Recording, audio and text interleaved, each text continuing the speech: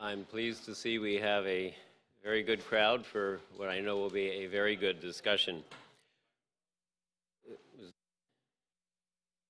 Can you hear me? It is on. Maybe I just need to speak closer. Let me introduce myself. I'm Richard Schmierer. I'm the chairman of the board of the Middle East Policy Council. I'm certainly very pleased to welcome you here on behalf of the council to what is our 90th quarterly Capitol Hill Conference. Today's topic, the GCC Rift, Regional and Global Implications. However, I would like to begin today by taking a moment to share the sad news of the recent passing of the President of the Middle East Policy Council, Ambassador Ford Fraker.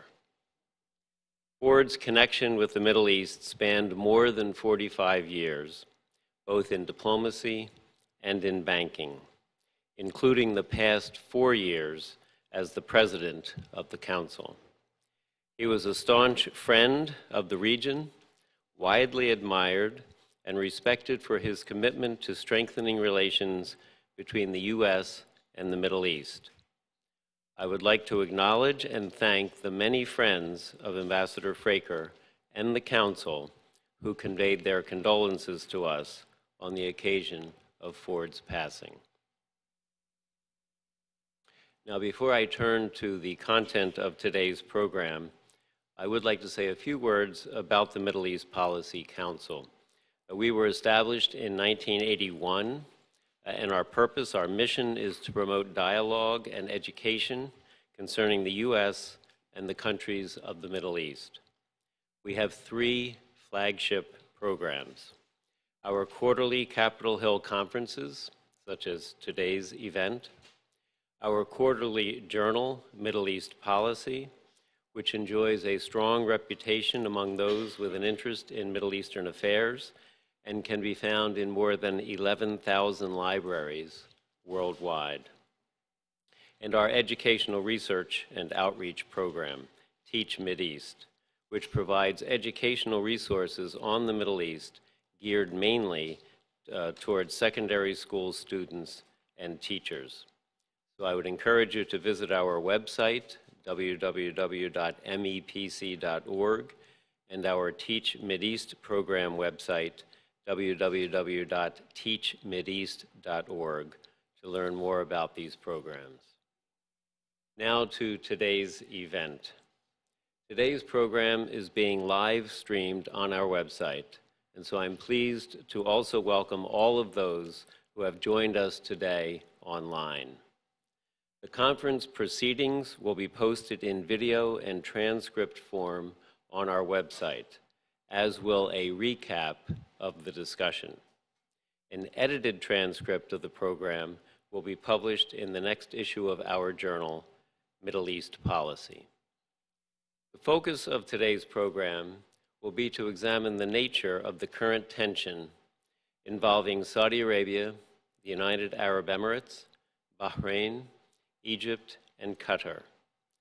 I believe I can speak on behalf of all of us in the Washington policy and NGO communities when I say that we consider ourselves to be friends of all of the countries of the Middle East, including all of the countries involved in the current dispute. Our intention in convening today's session is to seek a better understanding of the issues involved towards the aim of contributing to an amicable and quick resolution of the issue. To that end, we have brought together today 4 experts, each of whom brings a unique background and perspective on the region. We will begin the discussion with Mr. Tim Lenderking, Deputy Assistant Secretary for Arabian Gulf Affairs in the Near East Bureau of the Department of State. Tim is a career Foreign Service officer whose most recent overseas posting was Deputy Chief of Mission at the U.S. Embassy in Riyadh. Tim's other diplomatic assignments have included Iraq, where he served recently 2 tours, Kuwait, Morocco, Syria, and Bangladesh. Tim will be followed by Mr. Perry Kamak of the Carnegie Endowment for International Peace. Perry is a fellow in the Middle Eastern program at Carnegie, where he focuses on long-term regional trends and their implications for American foreign policy. Prior to joining Carnegie in August 2015, Perry worked on issues related to the Middle East as part of the policy planning staff of Secretary of State John Kerry, and as a senior professional staff member on the Senate Foreign Relations Committee.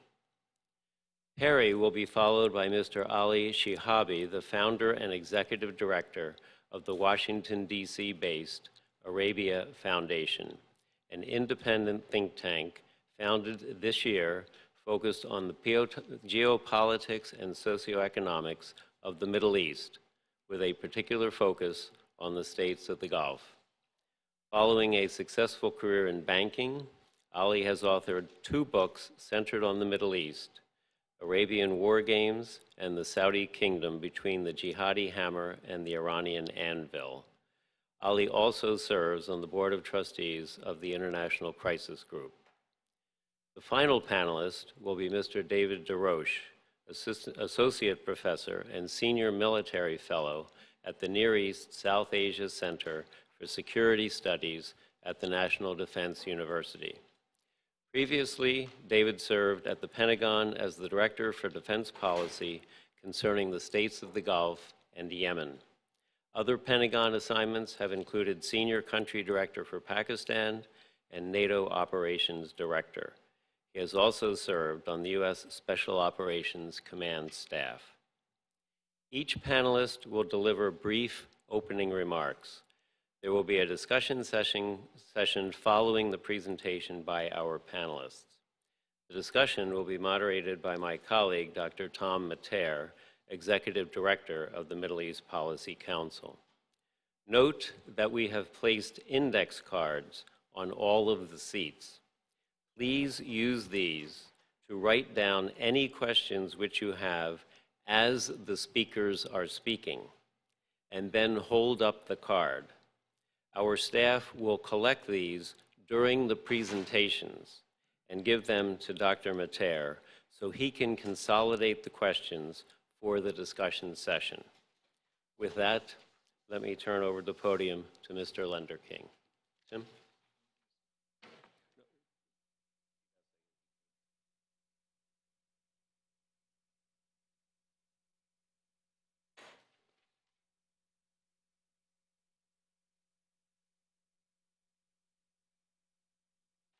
Well, good morning, everybody. Thank you very much, Rich, Tom, for the invitation. I'm very pleased to be here on behalf of the State Department and the U.S. government to talk about the Gulf crisis. I want to make a number of points here that I think will convey to you, I hope, the sense of how we in the U.S. government look at this particular situation. The first point is that each of the countries involved in the conflict, the 4 Quartet countries and Qatar, are all strong allies of the United States. They're partners in a number of different fields. There are strong historical relationships with each of these countries. We partner with them in a variety of different ways. We have U.S. companies having a tremendous presence in all of these countries. We have military bases in some of them. There are university connections. These countries invest quite substantially in the United States. And there are also platforms, very important platforms, and allies in the counter-ISIL struggle, all in different ways. The second point is that over time, we have felt and actually seen the benefits of unity within the GCC. If you go back to the early Gulf War, we found that GCC unity was critical to our ability to harness a coalition to achieve success in that particular military engagement. We found that the GCC working together has produced important benefits, and that the unity of the GCC has also created regional stability in very important ways. So, and a corollary to that, I think, is that if you look at over the last few decades, these countries have managed their differences very well. And it's not to say that there haven't been differences. There have been outbreaks of, or precursors to what happened. You can cite a number of examples, 2013, 2014. But the countries managed to work their way through these differences. The third point I would make is that each of the countries involved has certain, what we would call counterterrorism vulnerabilities, or shortcomings in terms of overall performance in this critical area. And that could be, could be shortcomings in the legal system, capacity issues, at different times, conflicting messages about promotion of what we would call violent extremism. But I think a critical thing is also over the last 10 years in particular, each of these countries has made progress in various levels. We've worked very closely with each of the countries in this endeavor. I think if you look at the placement of where the Department of Treasury, which is a key ally for a key partner with us, Department of State in terms of, particularly on the counterterrorism finance side, Treasury attaches in Riyadh, in Doha, and in other countries, in Abu Dhabi as well. This is also a reflection of the fact of where we've wanted, as the U.S. government, to put our resources and where we've sought strong partnerships. Again, each of the countries has shown substantial improvement over the years. Once the crisis got underway on June 5th, it was very important from our point of view that the Quartet countries spell out their demands. What is it that they were asking of Qatar to do exactly? And in the initial stages, we heard many different objectives, many different underlying issues. But Secretary Tillerson in particular was very keen that the Quartet countries put in writing what their demands were. What is it that they were asking of Qatar? And of course that led to the 13 demands, Qatar's response, and then some other principles that came out of a meeting in Cairo that took place subsequently. The fifth point I want to make is that in response to these demands, the United States felt very strongly that a common standard should apply to each of the countries as they look at Qatar. In other words, what is being asked of Qatar should also be asked of those countries as well. If you look at those demands, the first one, of course, governs relations with Iran. Later on in the list of demands, there's talk of non-interference in the countries of the Quartet, closing financial loopholes. Our key point here was that each of the countries need to meet the same standard that is being asked of Qatar.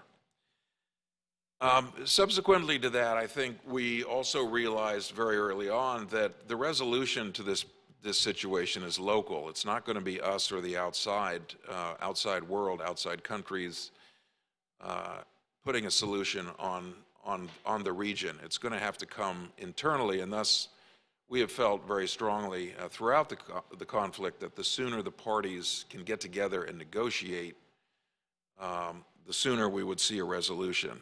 And thus, when Secretary Tillerson made his first trip to the region in response to the dispute back in July, he chose very specifically to base his visit out of Kuwait. Kuwait had volunteered to be the mediator, and we wanted to support those efforts. That was also very specifically designed to show that Kuwait has the leadership as the mediator, and we are meant to support those efforts. It is an internal issue, and we are meant to support a resolution that is local. The seventh point I would make, which has carried through and I think been borne out, unfortunately, over time, is that the crisis doesn't get better with the passage of time. And so, starting with the embargo back on June 5th, we've seen since that time quite a substantial escalation on the media side, and all sides are participating in this. It's not one side or the other. There's been very strong escalation in social media. There's been the suggestion that Qatar would be better served by alternative leadership. We've had to cancel very recently our participation in a military exercise that involved a number of the countries in the region, not all of them, but it's a multilateral exercise. And we did that because we don't want to institutionalize the rift here. So we're looking to use our weight, if we can, to push the countries back together. There was also an important letter stance that Senator Corker took, I think, when he issued a letter 2 months ago saying that he would put a hold on arms sales of lethal equipment to the Gulf countries until the crisis was resolved. We've seen an erosion of trust, I think, among leaders. That's particularly troubling to us because many of the leaders that are governing these countries are young, and we look forward to their being able to build confidence so that they can work together in the future. And then, of course, we've seen the crisis sort of seep into international fora as well. The Arab League meeting, which took place a month ago, was a particularly dramatic example of the rift sort of displayed in a public forum. We've also recognized that we have a lot of pressing business with each of the countries and with the Gulf region, and that business must go on despite the conflict or the dispute. We have important regional equities in Syria and Yemen, in Libya, with the Palestinian situation. Each of the countries involved in this dispute plays a key role with us. So whether we're talking about trying to centralize the influences from outside in the Libya conflict in terms of who's supporting which side, in terms of rallying the Syrian opposition to present a credible alternative to the leadership in Syria, the crisis in Yemen, where we've seen repeated and consistent and persistent intervention in a very unhelpful way by Iran, supporting the Houthi militia, which has created additional space for al-Qaeda in the Arabian Peninsula to grow. We need these countries working with us, and to the extent that they can work together, that only amplifies our ability to project common force in these very, very difficult regional situations. Then I'll just close with the fact that we will, despite the need to work on these regional conflicts together, we will continue to put pressure on this situation to be resolved. We don't want to let it go and to continue indefinitely. We do think, as I said, that it gets worse with time. It compromises vital U.S. interests in the region. So, again, all important countries to the United States individually, but we look forward to the earliest resolution of the Gulf dispute and these countries pulling together to join with us in partnering against common threats to the Gulf region. Thank you.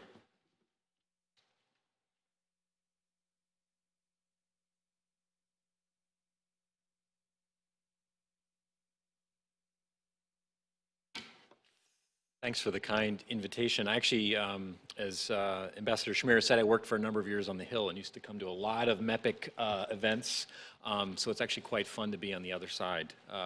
Personal pleasure to be on the other side, speaking to folks and sharing some of my thoughts on this.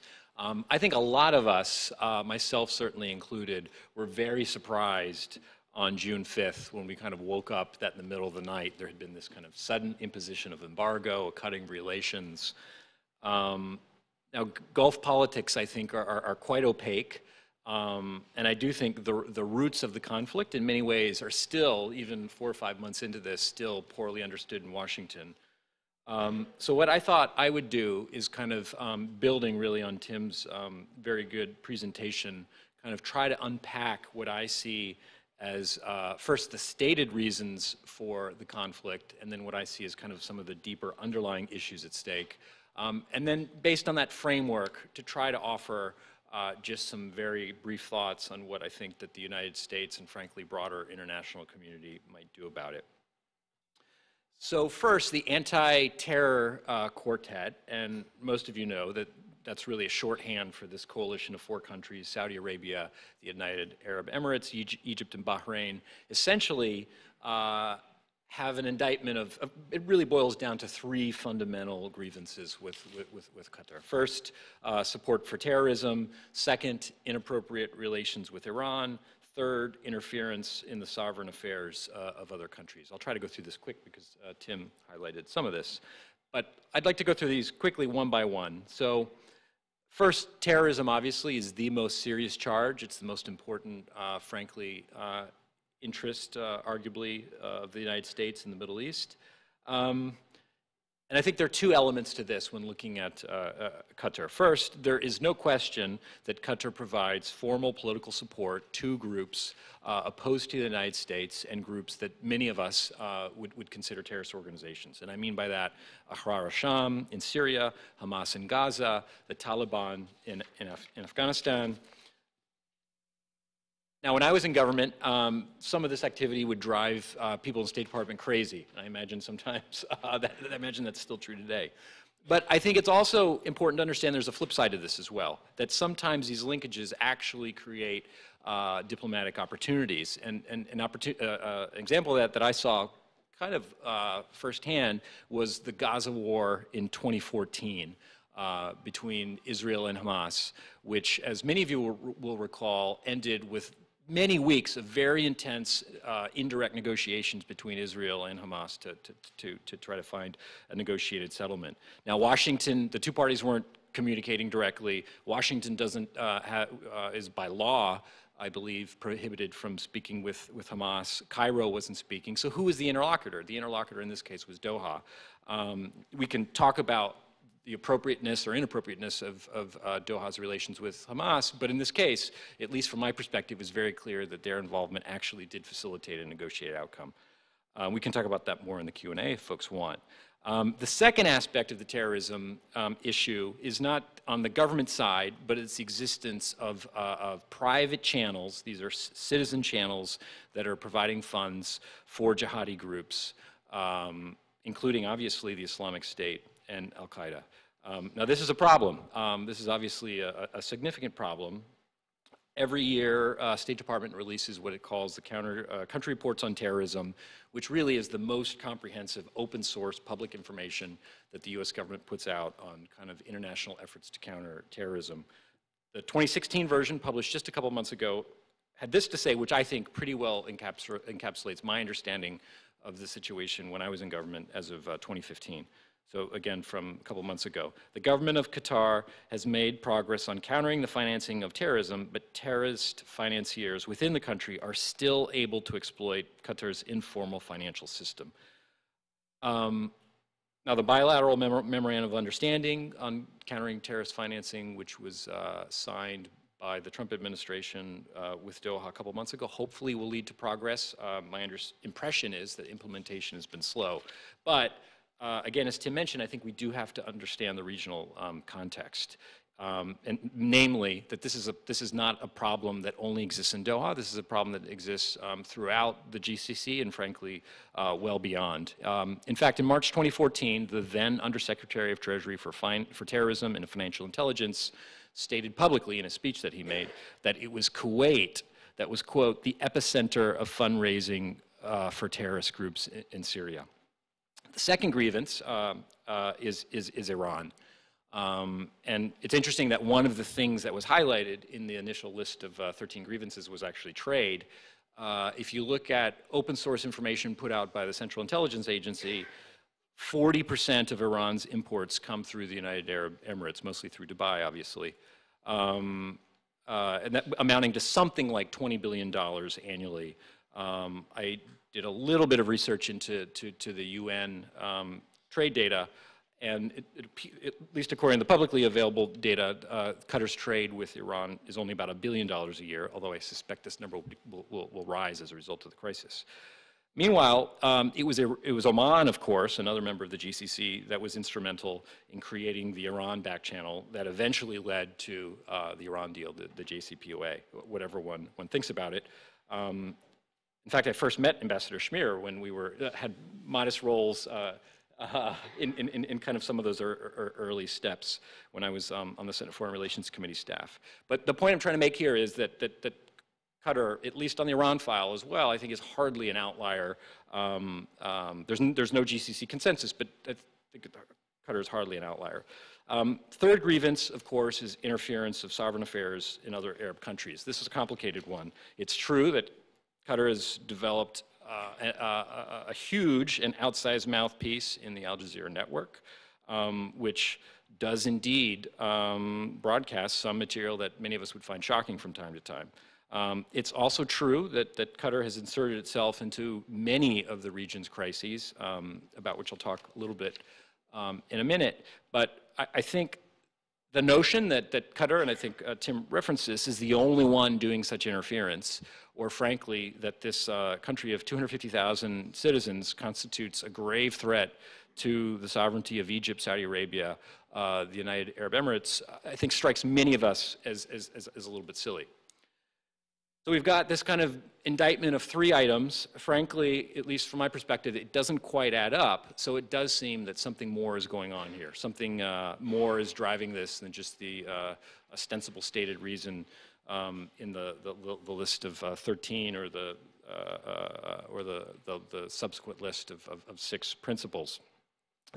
So what's actually driving this, or what's the deeper reason? I'll give you my answer to it. I think most of us, when we think of regional competition, in today's context, I think immediately think of the Saudi-Iran power competition in the Middle East. But I would argue that there is another regional competition that has been every bit as intense and in some ways, frankly, more important in shaping Arab politics in the 6 years since the Arab Spring, and that is a Qatari, Emirati regional competition in which Saudi Arabia has gradually moved closer and closer to the Emirati position.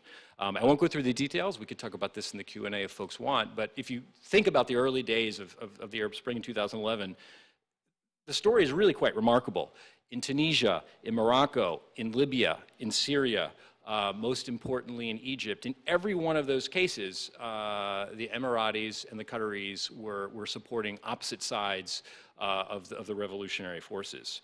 The most extreme case, of course, is Libya, in which the 2 countries were essentially on the opposite sides of a quite brutal civil war.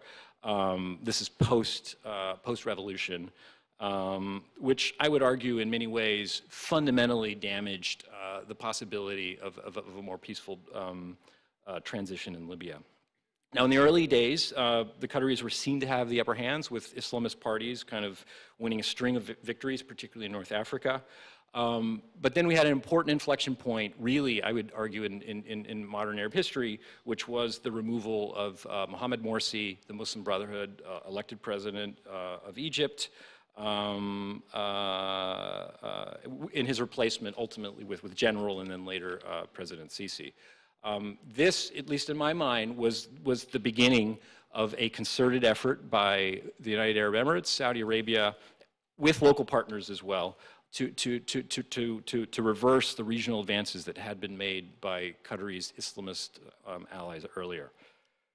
Now, it's been said a lot in Washington that this conflict is a diversion from some really important issues facing the United States and the region. The war against ISIS, first and foremost, kind of efforts to try to figure out how to engage, how to constrain Iranian interference in the region, how to figure out ways to wind down the 4 civil wars that are really simmering across the Middle East. But I think it's also important that just to dismiss this conflict as kind of purely personality-based or silly or farcical, though at times it has been, I think or underestimates really how deep this regional power competition has been. And I think as we consider how the U.S. might try to mitigate the effects of this, I think we have to understand how deep some of these grievances have been, frankly, on both sides. In the interest of time, I'll kind of skip some other stuff. But let me just highlight, in conclusion, what I would argue is kind of the short-term play by Washington, by other friends of the region, and as well as regional powers, and the longer-term dynamics. I mean, in the short term, I think it's time, really, to tell the parties enough is enough. This is hurting American interests. It's hurting, certainly, regional interests. Ultimately, it's hurting your own interests.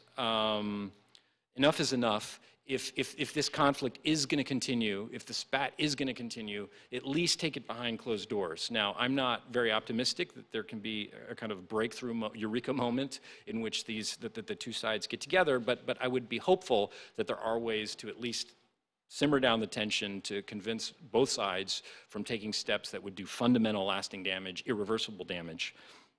But the longer game, I think, is that fundamentally what we're seeing here, or what we've seen here in this competition that again has gone on for at least 5, 6 years, arguably decades before that, is a kind of same scorched earth, zero-sum politics that has been so prevalent in all of these conflicts, whether it's in Egypt or in Libya or in Syria. Tunisia may be the possible example. But ultimately, until, I would say, leaders in the Gulf as well as leaders everywhere, and unfortunately we're seeing elements of this kind of scorched earth politics inflecting even the US, but unless, I would say, regional leaders can get to the point where political and diplomatic approaches to these regional challenges become more appealing or more prevalent than military interventions or security solutions, I'm afraid we're going to be kind of going around spinning our wheels here. So ultimately, I think what we all need to do, whether it's in Washington or in the region, is to kind of figure out mechanisms whereby leaders can start to have diplomatic discussions, political discussions, getting at the root causes of some of these profound issues facing the Middle East. Thank you very much.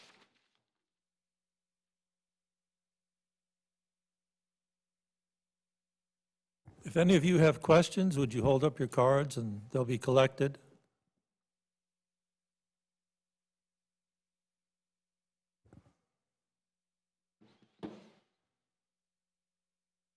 Good morning. I'd like to thank the Middle East Policy Council for their very kind invitation. I think one of the biggest mistakes that the quartet made in this whole crisis was its failure to communicate the problem adequately to US elite opinion. The suddenness of the crisis, the surprise of it, took people in Washington, as witnessed by my two distinguished predecessors on the podium, totally by surprise. And I think as a result, that has led to a misreading of the roots of the crisis. And one of the reasons was, as Tim correctly put, the issues between the Gulf Cooperation Council have been handled within the family for a long time, have not been advertised, and hence public opinion abroad or in the region has not been well briefed on what was happening. This crisis has a history to it. And the history actually goes back to 1995. When the father emir of the current emir overthrew his father, slightly complicated between father and son, but he overthrew his father, and the Gulf leaders at that time around Qatar took exception to that. They were elderly leaders, and the idea of, Junior overthrowing his father was not taken very well. So when the father came back a year later and tried to grab power back, the countries surrounding Qatar helped the father.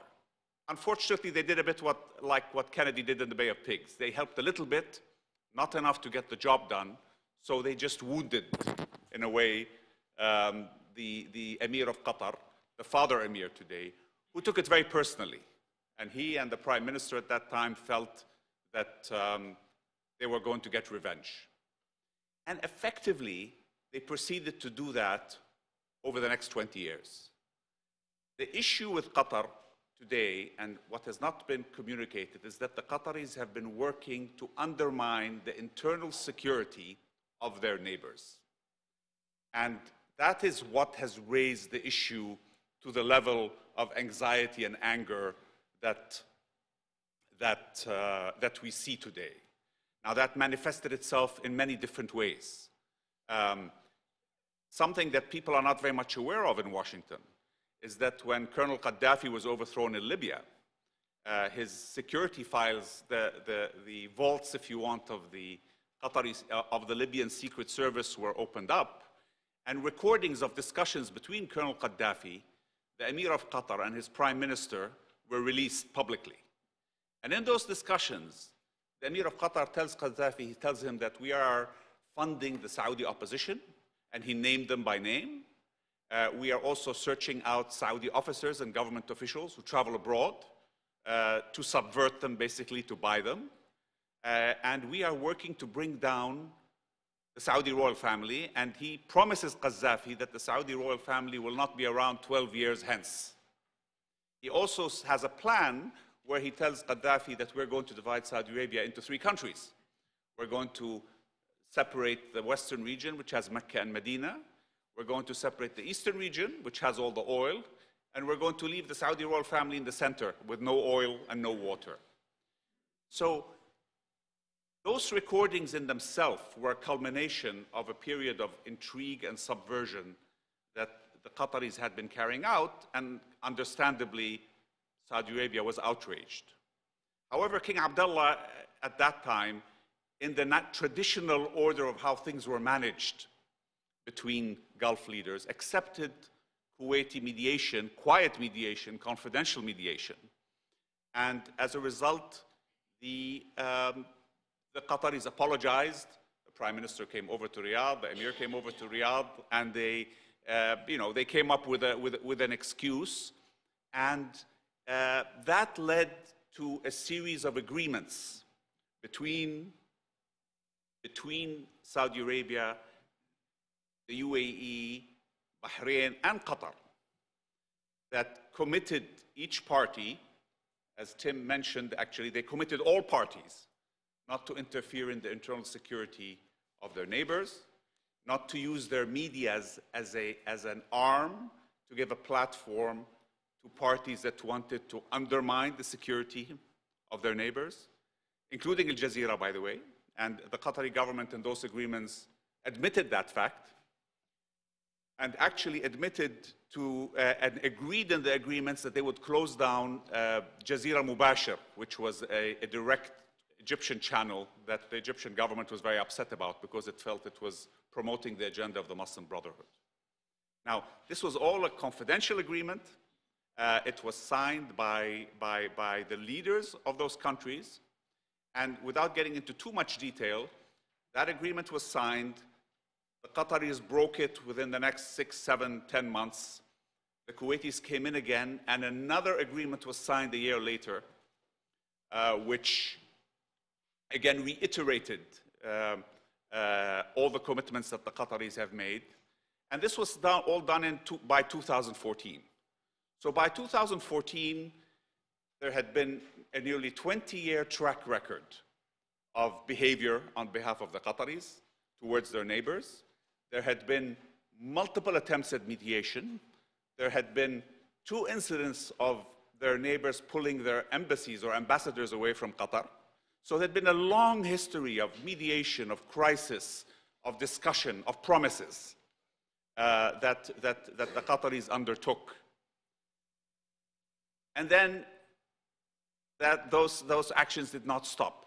Now, there was a feeling when the father Emir retired, which happened just before the signing of those 2013-2014 agreements, and which gave the quartet a feeling of optimism, because the understanding was that the father was the man who had borne the grudge from 1995, he and his prime minister, and by them retiring and by the young Emir coming, that baggage would no longer be there, and there was an opportunity to rebuild a new relationship. Unfortunately, what happened, it turns out, is that after the father Emir retired, he seems to have retained the Saudi, Emirati, Bahraini file. So while his son has been, running other things, the father has continued with that and continued doing what they were doing before, attempting to do it in a sort of cleverer way, quote unquote. For example, while they reduced the opportunities for Jazeera to give the opposition within the Emirates and within Saudi Arabia a platform, the father Emir went out and invested in media companies in Turkey and in the UK, which adopted the agenda of the Brotherhood. So ultimately, the leaders felt after all these years that they are facing existential threats. They're facing existential threats from Iran and from her proxies in the region, and they're facing existential threats from Sunni jihadism. And that would be very difficult to fight when a member of the club, a brother state within the Gulf GCC is working to undermine them from within. Now, that was always very difficult for them to understand because ultimately Qatar has a vested interest in the security of its neighbors. You know, Qatar is like a wooden house in a neighborhood full of wooden houses.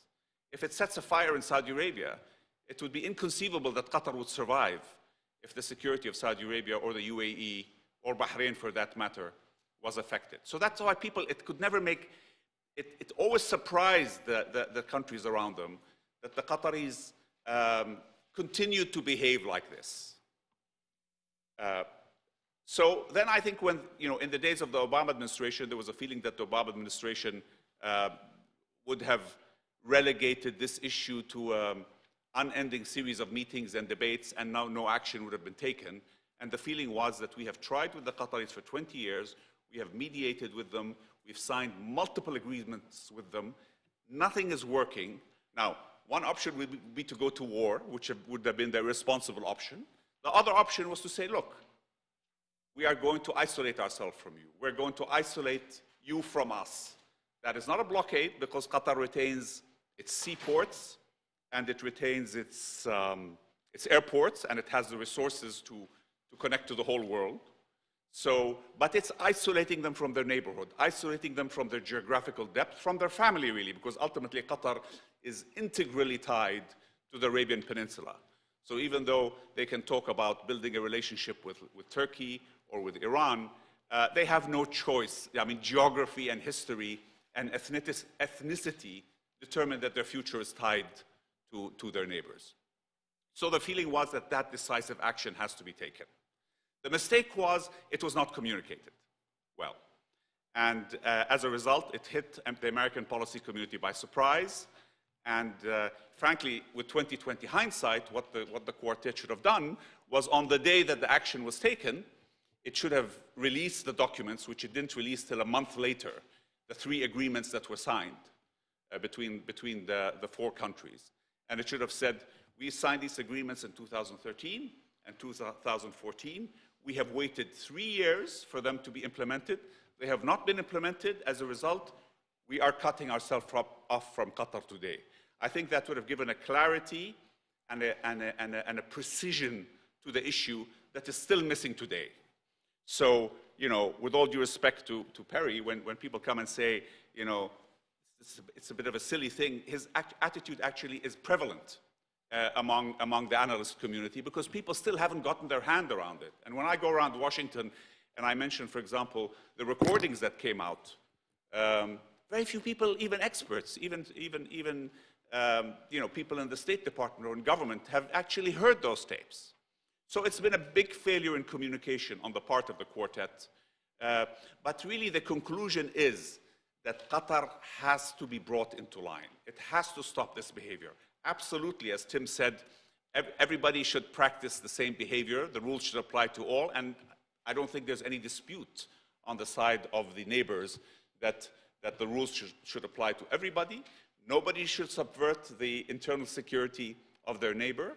Nobody should give funding, support, nationality, or host members of their opposition who want to bring down their surrounding governments.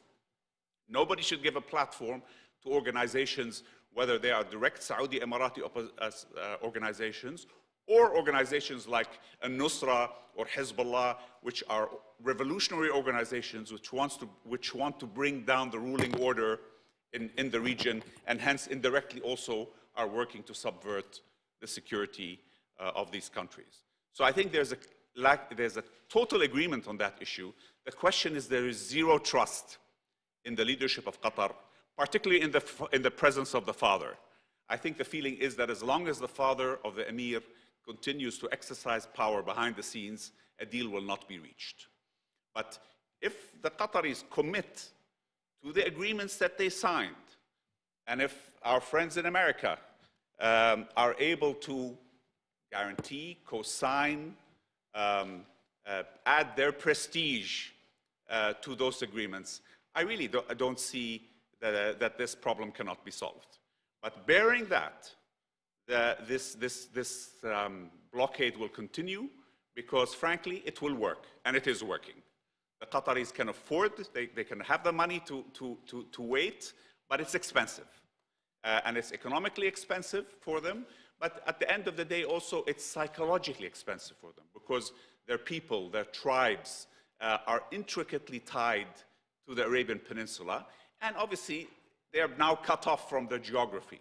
So it is the only civilized approach to take in trying to pressure Qatar to come back into the fold and become a responsible member of the Gulf Cooperation Community. That is essential if the Gulf Cooperation Community is going to successfully fight jihadi, Sunni jihadi and Shia jihadi extremism in the region. They have to work the way Saudi Arabia, the Emirates, and Bahrain work very well together now. And until that happens, I don't see a rapid solution to this problem. Thank you.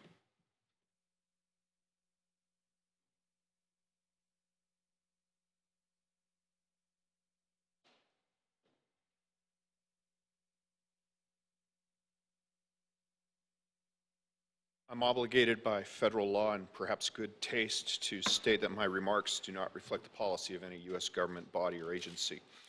There are two metaphors currently dominant in D.C. defense circles. The first is the Thucydides trap. This phrase, taken from an article by Graham Allison, refers to the threat that a rising power, in this case China, poses to an established power, the United States, and the probability that this dynamic will lead to war. The term draws from Thucydides' History of the Peloponnesian Wars, the first and certainly one of the most influential works of strategy and international relations. When one looks at the current GCC kerfuffle, however, another chapter of Thucydides is more appropriate. It is the formative document of political realism, the Malian Dialogue. Put simply, the Malian Dialogue refers to the challenges of a great power managing a coalition in which it has a dominant role. While Thucydides is often more respected and cited than read in Washington, there are useful lessons to be drawn for the GCC players who are in this unproductive and protracted dispute. Milos was and is a small island off the coast of southern Greece. It was a neutral city-state when the Athenians approached it and informed the Malians that they would have to join the Athenian alliance against Sparta. The Malians demurred and pointed out that they had not and would not harm the Athenians, nor would they support the Spartans, but they did not wish to fight for Athens. The Athenians responded they could not allow anyone to remain neutral, as it would let Athens' other allies know there was an alternative to subjugation and service. The Malians argued that their cause was right, and surely the gods would not permit such an injustice. The Athenians responded in the classic line, beloved of practitioners from ancient Rome to Henry Kissinger, that the gods rarely intervene in the affairs of mortals, the strong do as they can, while the weak suffer as they must. Applying Thucydides to the current GCC condition, we can, with minor tweaking, cast the quartet in the role of Athens, Qatar as Milos, Kuwait and Oman as the possibly wavering allies, and, with customary self-regard, the United States as the gods. Lest I be accused of a surfeit of national pride, which is another customary American condition, let me point out that all the sides in the GCC dispute have made appeals to the United States to intervene on their behalf in terms not entirely unknown to the Athenians and Spartans. Now, Athens wound up slaughtering the male Malians and enslaving the women and the children. Hopefully, our current standoff will be resolved in a more felicitous manner. The second metaphor which I wish to discuss is not as well known. I call it the NATO illusion. Simply put, this refers to the well-founded and persistent Western desire to replicate the role of NATO as a functioning security and political organization in other regions around the world. This model has been applied by the United States and its allies and partners globally. In some areas, it has been merely ineffective, as with the Organization of American States. And in others, it has been an abject failure, as with the Baghdad Pact and its follow-on organizations. Outside of NATO, American efforts to build security organizations have run the gamut from mediocre to just plain awful. The Western persistence in homing in on the one unalloyed success, NATO, while disregarding a much wider range of failure, represents a peculiar triumph of optimism over experience. But there is a strange and resilient power to a shared mental model. Many around the world continue to try to jam alliances of every size and shape into the NATO-shaped cookie cutter, and the GCC is no exception. The NATO metaphor is particularly ill-suited to the GCC. Saudi Arabia is so big relative to its neighbors that the GCC could only resemble NATO if NATO consisted of the United States, the Netherlands, Belgium, Portugal, and Greece. The Saudi security role is superior because of the size of Saudi Arabia and because of decades of consistent, well-planned military investment. The UAE has made rapid advances as well and has armed forces that are both more modern and more effective than the kingdoms, but they are limited by the size of the Emirates. The current kerfuffle has diverged from the NATO paradigm in one particularly notable aspect. For some reason, in this current climate, prominent Americans who should and probably do know better have chosen to put forward a new standard for locating American bases, and that is American approval of the host regime.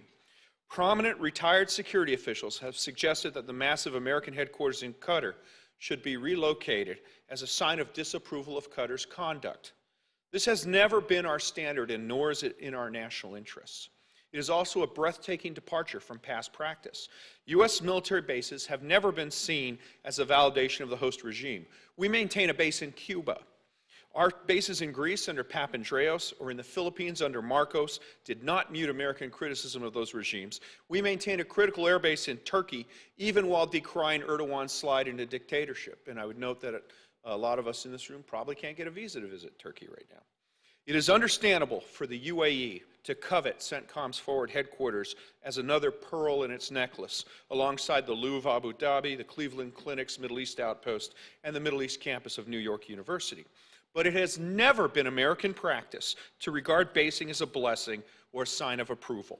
American security interests are served by having a constellation of bases. In 1973, our airlift to Israel was only possible because of bases we held in Portugal, which was then a rather unpleasant colonial dictatorship. Shifting bases according to political whims will also have the extremely practical disadvantage of discouraging host country construction and infrastructure development on these bases, which is a not insubstantial issue in this climate of American fiscal uncertainty. Returning to the Malian metaphor, both sides have decided to appeal directly to the gods. Qatar has announced large aircraft purchases from the US and the United Kingdom in addition to France. There is no chance that such a small country will ever be able to field enough pilots to man all these aircraft in an effective, sustainable manner. Saudi Arabia and the UAE have sponsored media campaigns and events focusing on Qatar's alleged misdeeds, which seek to inspire the wrath of the gods, such as Facebook ads saying Qatar has imported North Korean slave labor to build World Cup stadiums, and that bribery sold the soccer World Cup from the USA. This last charge seems to me to be particularly ineffective, as most red-blooded American men outgrow soccer when they start shaving. American patience with this ongoing kerfuffle seems to be running out. America has long wanted to see the GCC states partner to develop true military capacity, the NATO metaphor. For example, the Trump-Riyadh summit weapons package included a satellite missile launch detection capacity to be sold to Saudi Arabia. Qatar has asked and been approved to buy a ballistic missile early warning system, radar, a very effective Raytheon systems that we deploy in the United States. Most GCC countries field American air defense missiles. Integrating this capability seems like a national harmonization of interests. From an engineering standpoint, the case for GCC missile defense integration is unanswerable from an engineering, not a political standpoint. Yet the GCC members squabble in the face of a determined Iranian enemy and don't seem to notice their American patron shifting some of these extremely limited assets towards Japan and Korea. GCC members purchase redundant weapons in parallel, regardless of their ability to sustain them. Bahrain's recent request for F-16 fighters is a case in point. There is a surfeit of fighter aircraft in the Gulf Cooperation Council and a shortage of ground attack assets. Bahrain would be better suited to let its partners fly expensive air cover and to develop a fleet of propeller-driven ground attack aircraft. Bahrain will be challenged to afford the $500,000 price tag that every precision-guided missile has, but they can afford 50 caliber ammunition. In ancient Greece, the gods had the power to strike down miscreants with thunderbolts.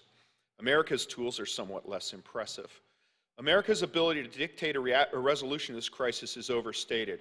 As Mr. Lenderking noted, Senator Corker hoped to force a resolution by placing a hold on U.S. weapons sales to the GCC. However, this is informal and loosely applied. When the Saudis announced a deal to buy an advanced Russian air defense system, Senator Corker lifted his hold on the sale of the U.S. THAAD system to Saudi Arabia. The U.S. has suspended some multilateral exercises, as was known, but this step was taken more to spare embarrassment than to force a conclusion. Most other steps, such as suspending bilateral defense talks or curtailing GCC member visits to the United States, actually would harm our interests more than anybody else's. NATO is NATO and has never been replicated. The sad fate of the Malians, alas, has been experienced by many groups throughout history.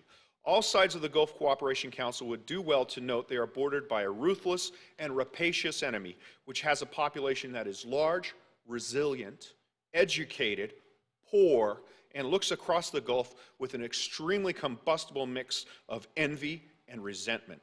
Just as the Greeks set aside profound differences to combine and defeat the Persians at Thermopylae, so should some legitimate national concerns of GCC sovereignty be set aside in the interests of pursuing the common defense. History has lessons to teach us, but only if we listen. A weak and divided GCC will be easy prey for Daesh, Iran, or any other aggressor. Perhaps the hardest thing for any proud man to do is to set aside pride in the interest of the common good. It is beyond time for the leaders of the GCC to suppress their pride in the interest of advancing the GCC's common defense. Thank you.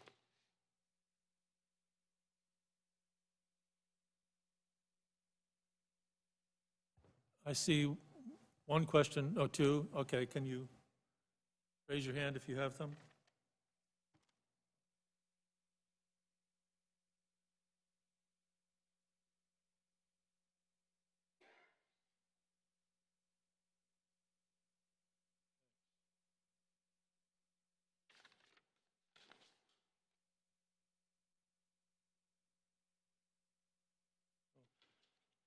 Before I start, I'd like to echo something Rich said, because I traveled with Ambassador Ford Fraker about a dozen times in the region, and I could see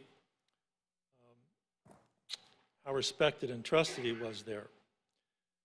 So it's a loss for us, and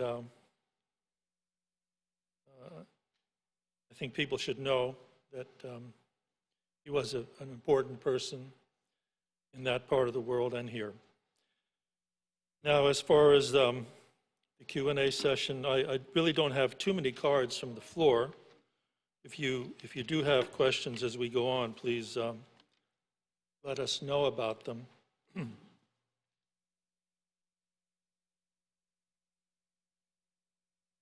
So, Ali and others were talking about the fact that U.S. administration was surprised on June 5th, and I think we now understand a little more about why, since these secret agreements were not released.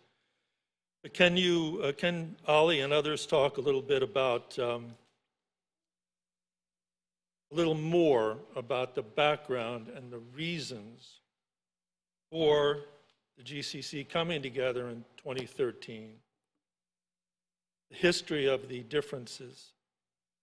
Harry also was talking about supporting, the Saudis and the Emiratis and the Qataris supporting different sides in the civil wars around the region.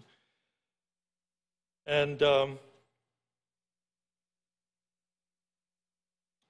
how similar those secret agreements are to the 13 demands that the ATQ finally released for the benefit of U.S. administration, which hadn't seen those agreements. So a little more history, please. I mean, I think that there's a fundamental misunderstanding also that Saudi Arabia would like to turn Qatar into, a vassal state, and that the issue is the arrogant, larger neighbor annoyed by the upstart, younger or smaller power. It may be annoyed sometimes by the Qataris, and certainly even some of the Qatari behavior in Libya and places like that might be annoying. But that is not what drove this. What drove it was the feeling that Qatar was working to undermine the internal security of the country. The feeling, for example, clerics have been arrested in Saudi Arabia a few weeks ago, where the government has discovered that the Qatari government has for years been having these clerics on its payroll. Millions of dollars have been spent, and these are clerics that have millions of followers. One of them has 14 million followers on Twitter. So they are, in a way, a political force. So this interference, this meddling in the internal security was what incensed the Saudi government. Yes, did Qatar want to be bigger, play a big role on the world stage? Was that irritating sometimes? Sure, but that never would have. I mean, Saudi Arabia lived through Kuwait. Kuwait did that in the 60s. King Faisal used to say that there are three superpowers in the world: the Soviet Union, the US, and Kuwait. Because the Kuwaitis had this same attitude in the 60s and 70s of wanting to stand out and not be overshadowed by their giant neighbor, Saudi Arabia. Kuwait only, in a way, came to its senses when Saddam invaded Kuwait, and the Kuwaitis realized that it was the strategic depth of Saudi Arabia that saved them. It was the fact that Saudi Arabia is part of the same club of tribal monarchies, and the Saudi royal family stood with the Kuwaiti royal family. Otherwise, Kuwait would have disappeared. So that has never been a behavior that would have elicited the reaction that you saw now. The reaction was a direct effort to subvert the security of the neighbors. The Emiratis had the same issue, the Bahrainis had the same issue. And this had been documented, videotaped, recorded, at multiple occasions over 20 years. So the agreements and the Qataris, there had been multiple opportunities and meetings where these grievances were expressed and where promises were made by the Qataris to desist. As a result, after the tapes were released from Gaddafi's vaults, the Emir of Kuwait brought the Emir of Qatar to see King Abdullah of Saudi Arabia. And then King Abdullah told him, I don't trust your word. Because he said, I promise not to do this. I promise we will not do this again. He said, I don't believe you. Let's put it on paper. Which is why the first agreement in 2013 was actually handwritten. It was handwritten because the King of Saudi Arabia told the Qataris, I don't believe your word. They broke that. A year later, there was a more formal summit. There was a more detailed agreement. There was a more detailed addendum signed by the foreign ministers, and they still broke that. So the problem now is that the quartet countries, they don't believe the Qataris, the word of the Qataris, and they don't trust the signature of the Qataris. So any agreement that would have to be reached with Qatar would need some sort of a US, I think, verification, where the US became a party to it, and as a result, the Qataris would take, give that much more weight.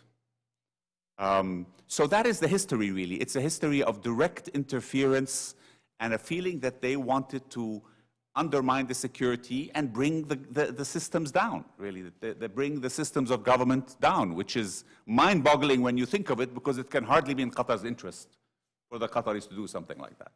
Now, the failure to communicate, the fact that these agreements were only leaked a month after the crisis.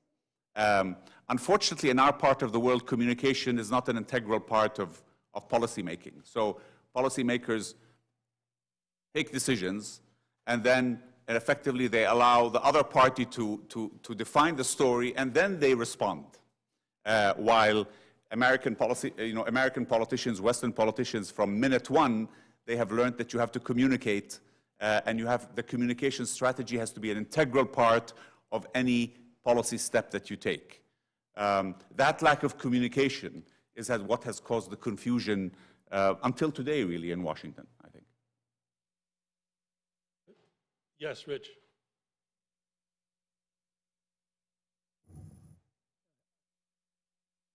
Can't go there. I think one of the key points that was raised, and I was going to ask Perry if you might be able to help us with this. I was serving as an ambassador during the Arab Spring. in Oman. And I think all of us at the time, and I know you were very much engaged, were trying to understand that dynamic and then see how it played out going forward. And I think it was you, Perry, who kind of alluded to, and I think Ali, you as well, that some of the dynamics from that period have now continued to kind of infect the policies in the region. So I think it might be useful for the audience to kind of see what happened then and then sort of draw a timeline from then to now to put this kind of in that context. Sure, I can try to take a quick stab at that. I mean, it strikes me that one of the most profound things that's happened in the Middle East since 2011 is essentially there's a collapse of the regional order. And I mean, not to say that pre-Arab Spring, the Middle East was a stable place. Obviously, you saw kind of wars, conflict, et cetera, but generally the kind of interventions into other countries' politics that we're talking about were limited to weaker states on the periphery. So there's lots of historical intervention by regional states into Palestinian politics, obviously in Yemeni politics, and Lebanon is a good example of it. But I think what has happened since 2011 is the former strong states, if you will, whether the states that had this kind of facade, iron facade, whether it was Gaddafi's Libya or Mubarak's Egypt or Assad's Syria, all of these facades have crumbled. And what it's meant is that these intervention that Ali is talking about, yes, they're happening, but they're happening across the region, across numerous vectors simultaneously. So can an argument be made that Qatar has been at the forefront of that? I think that's absolutely the case.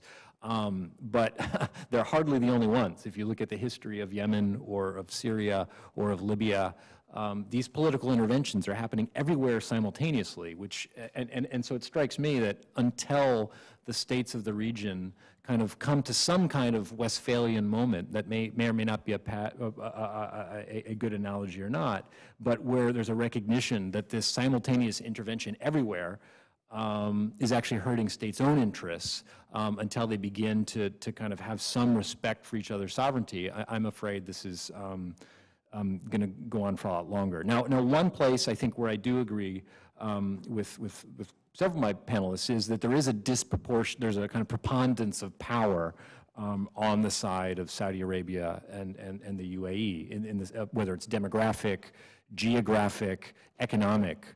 So whatever one thinks kind of normatively of the situation, I think over time the status quo does favor the quartet against Qatar. But in the short term, I would argue that Qatar has actually kind of benefited from this politically, in the sense of there were questions about Tamim. My understanding of the popular reaction is that there's been a rallying of the flag kind of effect in Qatar, which has actually improved his standing rather than diminished it. I mean, there always is a rallying of the flag in the beginning of a crisis. But I think, as you see, when people cheered as the troops went off to war in Europe at the First World War, when you rally around the flag, but after a while, when you pay a price, the Qatari people are going to ask themselves, is that necessary? What does Qatar gain from alienating its neighbors? And there was an element, I mean, the father Emir had views about the future of the Arab world, and he wanted to help restructure Syria, but those were secondary. I mean, his attempts or his visions about playing a sort of a role in shaping the future of the Arab world really were secondary to the direct behavior towards his neighbors. And that is where the communication has been flawed, because people don't understand that. So they mix up Qatari behavior in Libya with Qatari funding of Saudi opposition, or giving them a platform, or working to undermine this direct security of Saudi Arabia and the Emirates and Bahrain. And I think this is where the whole mess comes in, because people there are priorities and there are issues that cross the red line, and there are issues that irritate but don't cross the red line. Well, a point of fact, Ali, these secret agreements were released by CNN and then yes, and then provided by your website? No, they were released by CNN. I mean, somebody leaked them to CNN. So they are available, they can be read. We have copies of them on our website, but I mean, they're on the CNN website. Right, Yes. so they can be read. But back to these But I mean, my point was that those agreements should have been integral.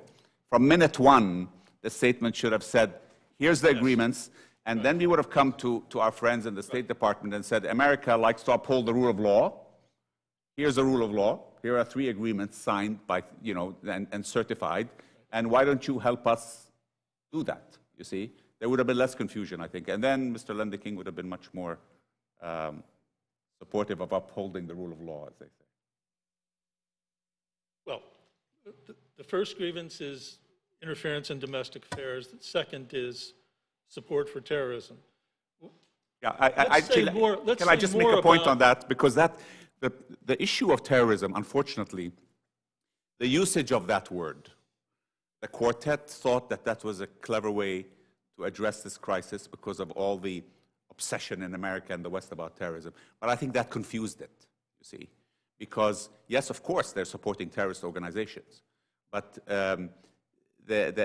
particularly the understanding of terrorism in America is a bit confused. So that had the message been more on the direct, you have the right to protect your internal security as any country. And had the message been more directed at that they are working to undermine our internal security, I think that would have been more clearly understood here. But I think Perry indicated that citizen channels in Qatar have been supporting ISIS. Sure, yeah, but not just in Qatar. Right.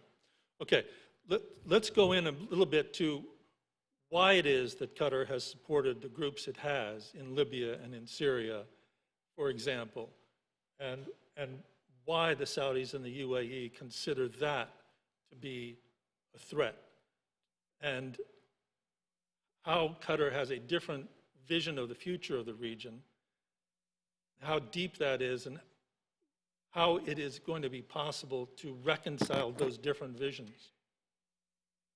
Dave? Yeah, so a couple of points. First off, it's become almost a tautology to say that policy problems and security problems are failures of either communications and intelligence. You can pretty much put everything into that basket, but it's clear that Qatar, in international relations where you have a strong leading power and then a less dominant power that's neighboring to it, almost inevitably that power, the smaller power, defines itself oppositionally and winds up nipping at its heels and is sort of a constant irritant. And if you don't believe that, come to one of my family reunions where half the family's American, half is Canadian. Canadians define themselves almost exclusively as being not Americans. And so it's just a natural state of nature that a smaller country would kind of, it's either becomes almost completely subordinate, a province, or it becomes an irritant. It's blackball theories of IR. But Qatar is proud and to the point of being cocky. And when the wave of the Arab Spring was cresting, they were not shy about telling everybody else, you represent the old, the decaying, your moment is coming to an end, and we are the future. We're smaller, we're agile. It's like that moment in Fried Green Tomatoes where the girls take Kathy Bates' parking space and they say, honey, we're younger and faster, and then Kathy Bates crashes into her car and says, honey, I'm older and I've got more insurance. We're kind of seeing that same moment there where the formerly young, agile, gifted, fast thing that thought they were riding the wave with supporting Morsi and all that, the status quo has swung back with a vengeance. But David, again, I may repeat myself, but look at the model of Kuwait. If you look at the history of Kuwait in the 60s and 70s, it was exactly that. It was the little power that was an irritant, that was uncomfortable with being overshadowed by Saudi Arabia, that irritated Saudi Arabia. It annoyed, it upset Saudi Arabia. But there was never a cut of relations, there was never any hostility, and that behavior stopped after the invasion of Kuwait. So my point is that the Gulf countries and Saudi Arabia would not have reacted with the extreme anger that they've reacted now if that had not crossed the line from being an irritant to being an active agent of subversion. And, you know, in whether what they were doing. Now, the Qataris also another, if you want an irritant. I mean, the Qataris were talking about the wave of the future and democracy, when Qatar itself is a total, autocracy like everybody else. So when they talk about freedom of the press for Jazeera, for example, well, they allow the Saudi opposition to go on Jazeera, but the Qatari opposition never, sees the light of day. In fact, a poet in Qatar who had criticized the emir and called for the Arab Spring to come to Qatar was thrown in jail for 5 years. So this nonsense. There's a very interesting YouTube clip for President Obama. He said, I had the emir of Qatar today, and he's a powerful man. And he's been saying democracy, democracy, democracy all over the Arab world, which is great, but Qatar itself is the democracy. So there's a bit of nonsense and hypocrisy there that shouldn't be confused. And had they said that, even that wouldn't have irritated. It was crossing the red line of subversion that blew this relationship up. I don't think we're in that much of disagreement, but one of the things I would note, I think that there was a communications plan in place to make the case against Qatar, at least in the West. There were articles by key leaders. There was a big conference with the Foundation of Defense of Democracies that tied Qatar in with Hamas that seemed to tap into a substantial American domestic thing. What was unusual was it seemed that the blockade was imposed before there was really an alternative and a clear option for the Qataris other than surrender. On June 5th, most of the commentators were comparing the quartet's demands to the demands that Austria-Hungary made on Serbia. That seemed to be the most relevant in 1914. That seemed to be the most relevant thing. And the demands were, quite frankly, unachievable by a state that wishes to remain sovereign. So it seemed that the aim was regime change. But you don't put forward regime change unless you have an alternative regime ready to go. We've learned that to our great expense. We've had this conference in London. We've had a cousin of Hamad. It is puzzling to me that you didn't have that done before the imposition of the blockade. And the measures that you said, the communication measures, the release demands, that could have been done as well. So it leads me to believe that there was either gross disorganization or some sort of existential threat, perceived or otherwise, that led to premature action. Look, I think regime change is something that the Gulf countries take with great caution. So it is being talked about now, but underlying it, I think if the father, and this is my personal opinion, but if the father emir retires actually from the picture, I think things can be solved quite quickly with the existing government. So, the concept of regime change is something that the Gulf countries have been very careful about not playing for a very long time. So I still think that, there are tactical things. For example, unfortunately, in the 13 points that were made, one of the points was closing down Al Jazeera, which gave the Qataris a big public relations coup because they were able to turn around and say, you want to close down the free press, and every journalist in the world suddenly started to, went to their side.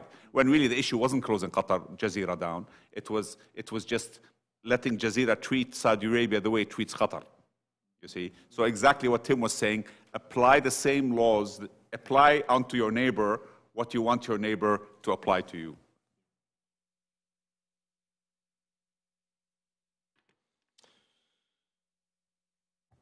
All right, well, did you want to say something, Ali? No. Okay. Well, to come back to this question that I think is extremely important for Americans, and like the Iran issue as well,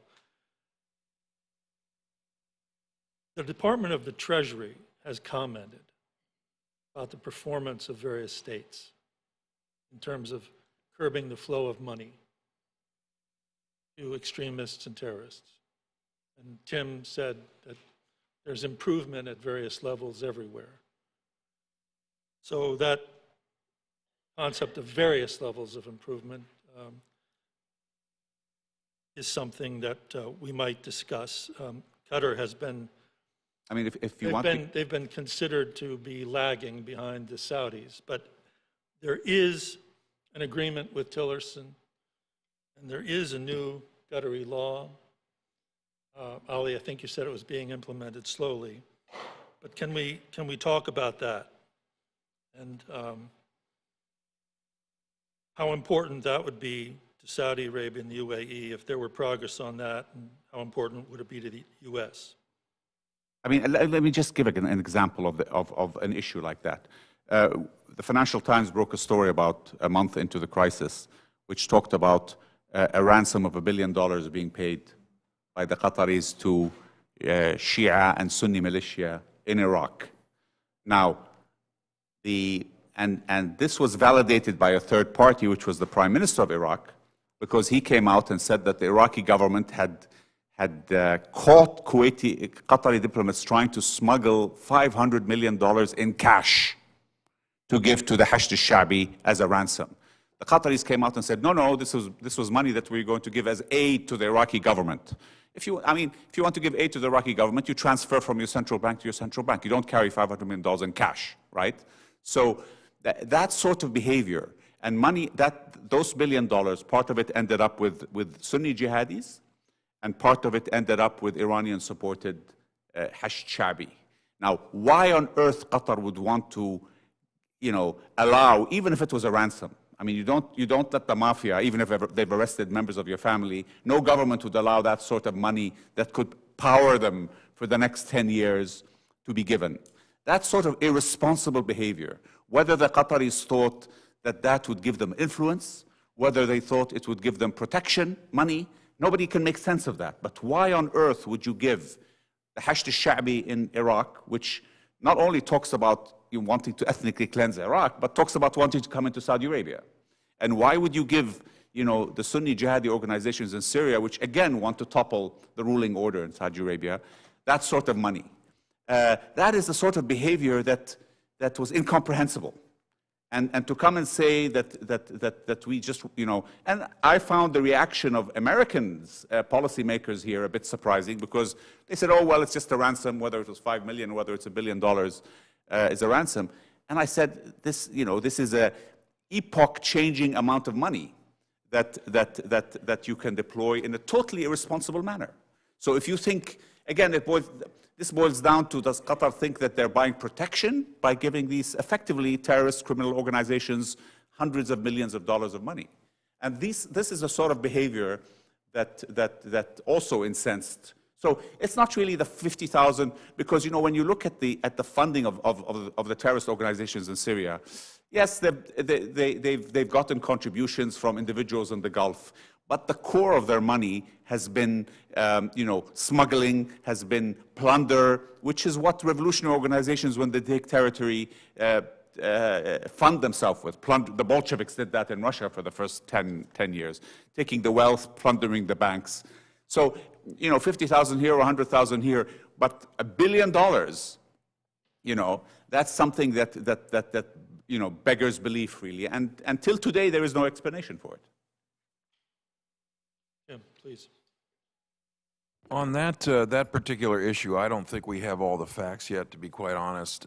There's been a great deal of discussion about that particular ransom payment. Again, I don't think we have all the, I think we still don't have all the facts on that. What facts do you have? Some of them, but not all of them. Well, I've seen a lot of information, I think, about what the status of this is. Not clear to me that these groups receive that money. I won't go into any more detail on that. I will say that there is sort of a gray area here about ransom payments, because, yes, money from Qatar to free hostages in various circumstances has gone to what we would call terrorist groups. But journalists, peacekeepers, American citizens, Swedes, Fijians have been released. So one has to look at the pros and cons. And I'm not justifying it. I'm just saying that there's some nuance here. In terms of counterterrorism funding more broadly, I think, Tom, you're right to point out that drawing on my earlier statement, there's been progress across the board in each of the countries. In fact, probably the most significant progress has been Saudi Arabia over the last 10 years, where there's really a very strong commitment to close loopholes, enact legislation, and so there's been a very, very close partnership between Saudi Arabia and the U.S., particularly the Department of Treasury, which has a lot of the expertise in this area. But the others have come along as well. I mean, and if you sort of look at the various categories of counterterrorism financing, whether it's bulk cash smuggling or commitments to international regimes, the Egmont Group membership, if you look at each of the different categories, the rankings sort of change between the Gulf countries depending on which category you look at, but overall the trend has been positive. Secretary Tillerson we very much wanted to enshrine Qatar's progress, and thus we signed this memorandum of understanding in Doha back in July. And that sort of pulled together a lot of initiatives that we had been working on with Qatar that had been stalled or were slowed down for various reasons, not necessarily Qatar's, but also on our part. So it was a great opportunity to really focus on these issues and accelerate. And so we put a very rigorous timeline in terms of the things that we wanted to accomplish, and that all is working quite well, I would say. This doesn't address all of the concerns of the 13 demands. Our MOU doesn't necessarily tackle some of the broader regional engagements where funding goes to Libya and Syria, et cetera, but it's an excellent start. And I think there's been a lot of commitment shown. Now, we don't necessarily want to do MOUs with every country. That's not necessarily the best vehicle, but we want to use this process, always, turning crisis into opportunity to focus each of the countries to accelerate their own efforts. Again, progress has been made, but more work needs to be done across the board. So that's an area I think that we're looking at down the road. Again, the point I made, this dispute doesn't get better with time. So, I think we're also of the view that until the parties can talk to themselves directly, not much progress is going to be made. So that's what we're very eager to see. Get the parties in the room together and let them work on this. Because again, my point being and I think Ali also agrees with this, that the resolution is going to be local. There's going to be a decision made to work through this. And we're trying to support that as best we can. And so whether we serve as a guarantor, I think there's openness to that. We haven't been approached specifically to do that in any formal way, but I think, the U.S. is ready to lend its support behind an agreement. Many of the elements may be found in the 2013, 2014 agreements. Okay, clearly that didn't work. The arbitration mechanisms that were enshrined in the Riyadh agreements before were not used in this particular instance. There needs to be, in case things happen in the future, which is always possible, there needs to be a commitment to use the mechanisms that are agreed to. So I think the Riyadh agreements that have been made do form a basis, and with additional modifications and a commitment by all the sides, I think we can get to that point where we can get the relationships back on track, rebuild the trust, particularly between the young leaders that are emerging in the region, and work to common benefit.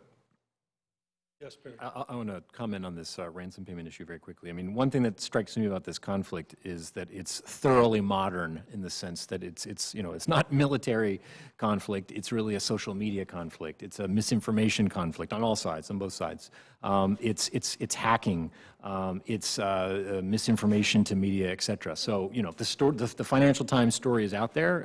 I'm not in government. I don't have a security clearance. I have no idea what the truth is in that case. What I can say, though, is that if my former colleagues in the Department of Treasury or the intelligence agency felt there was good reason to believe that $1 billion had been paid to terrorist organizations, that they would be moving heaven and earth to get to the bottom of it.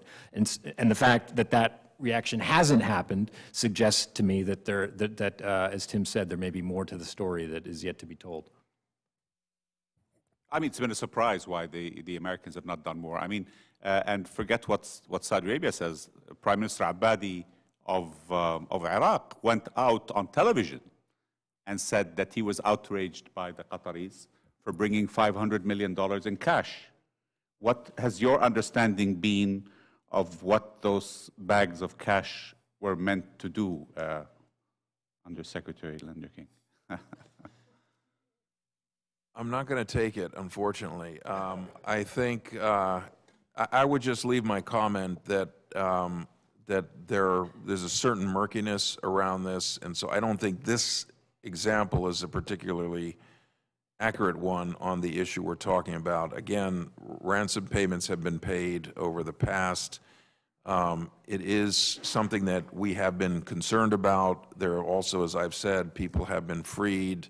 It's a delicate thing. I don't excuse the fact that in any circumstance, I don't think the U.S. would excuse that money ends up in terrorist hands. There must be better ways to do that. But and I think it's an area that we need to work on, and that we want to have further discussion with Qatar on, and that we will do so.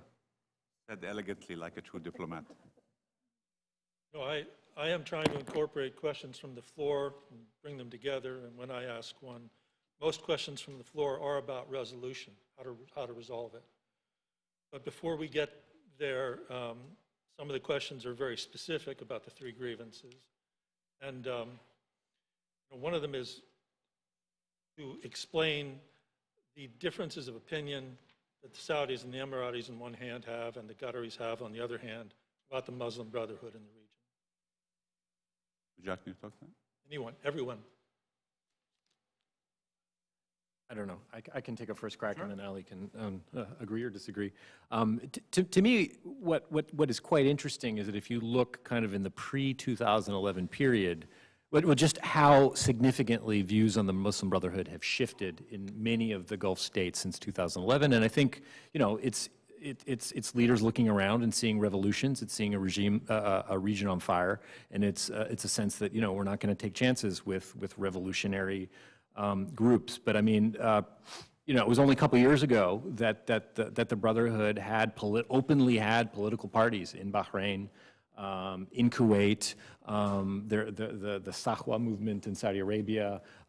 It was not a formal chapter of the Brotherhood in Saudi Arabia, but it clearly had influence there. It really was the UAE prior to 2011 that took a particularly harsh line on political Islam, shall we say. The Qataris have long been kind of outspoken proponents of it. We talked about the relationship with Hamas.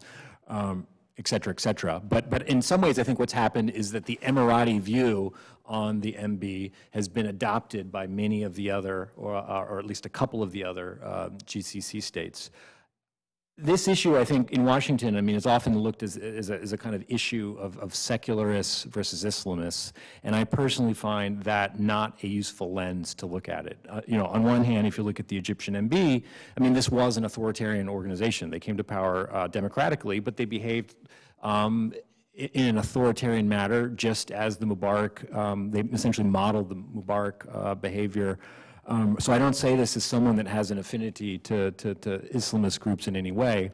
On the other hand, many of the so-called secularist movements that we're talking about in the region, many of them don't share either liberal views. Many of them are anti-democratic. Many of them are kind of even anti-Western.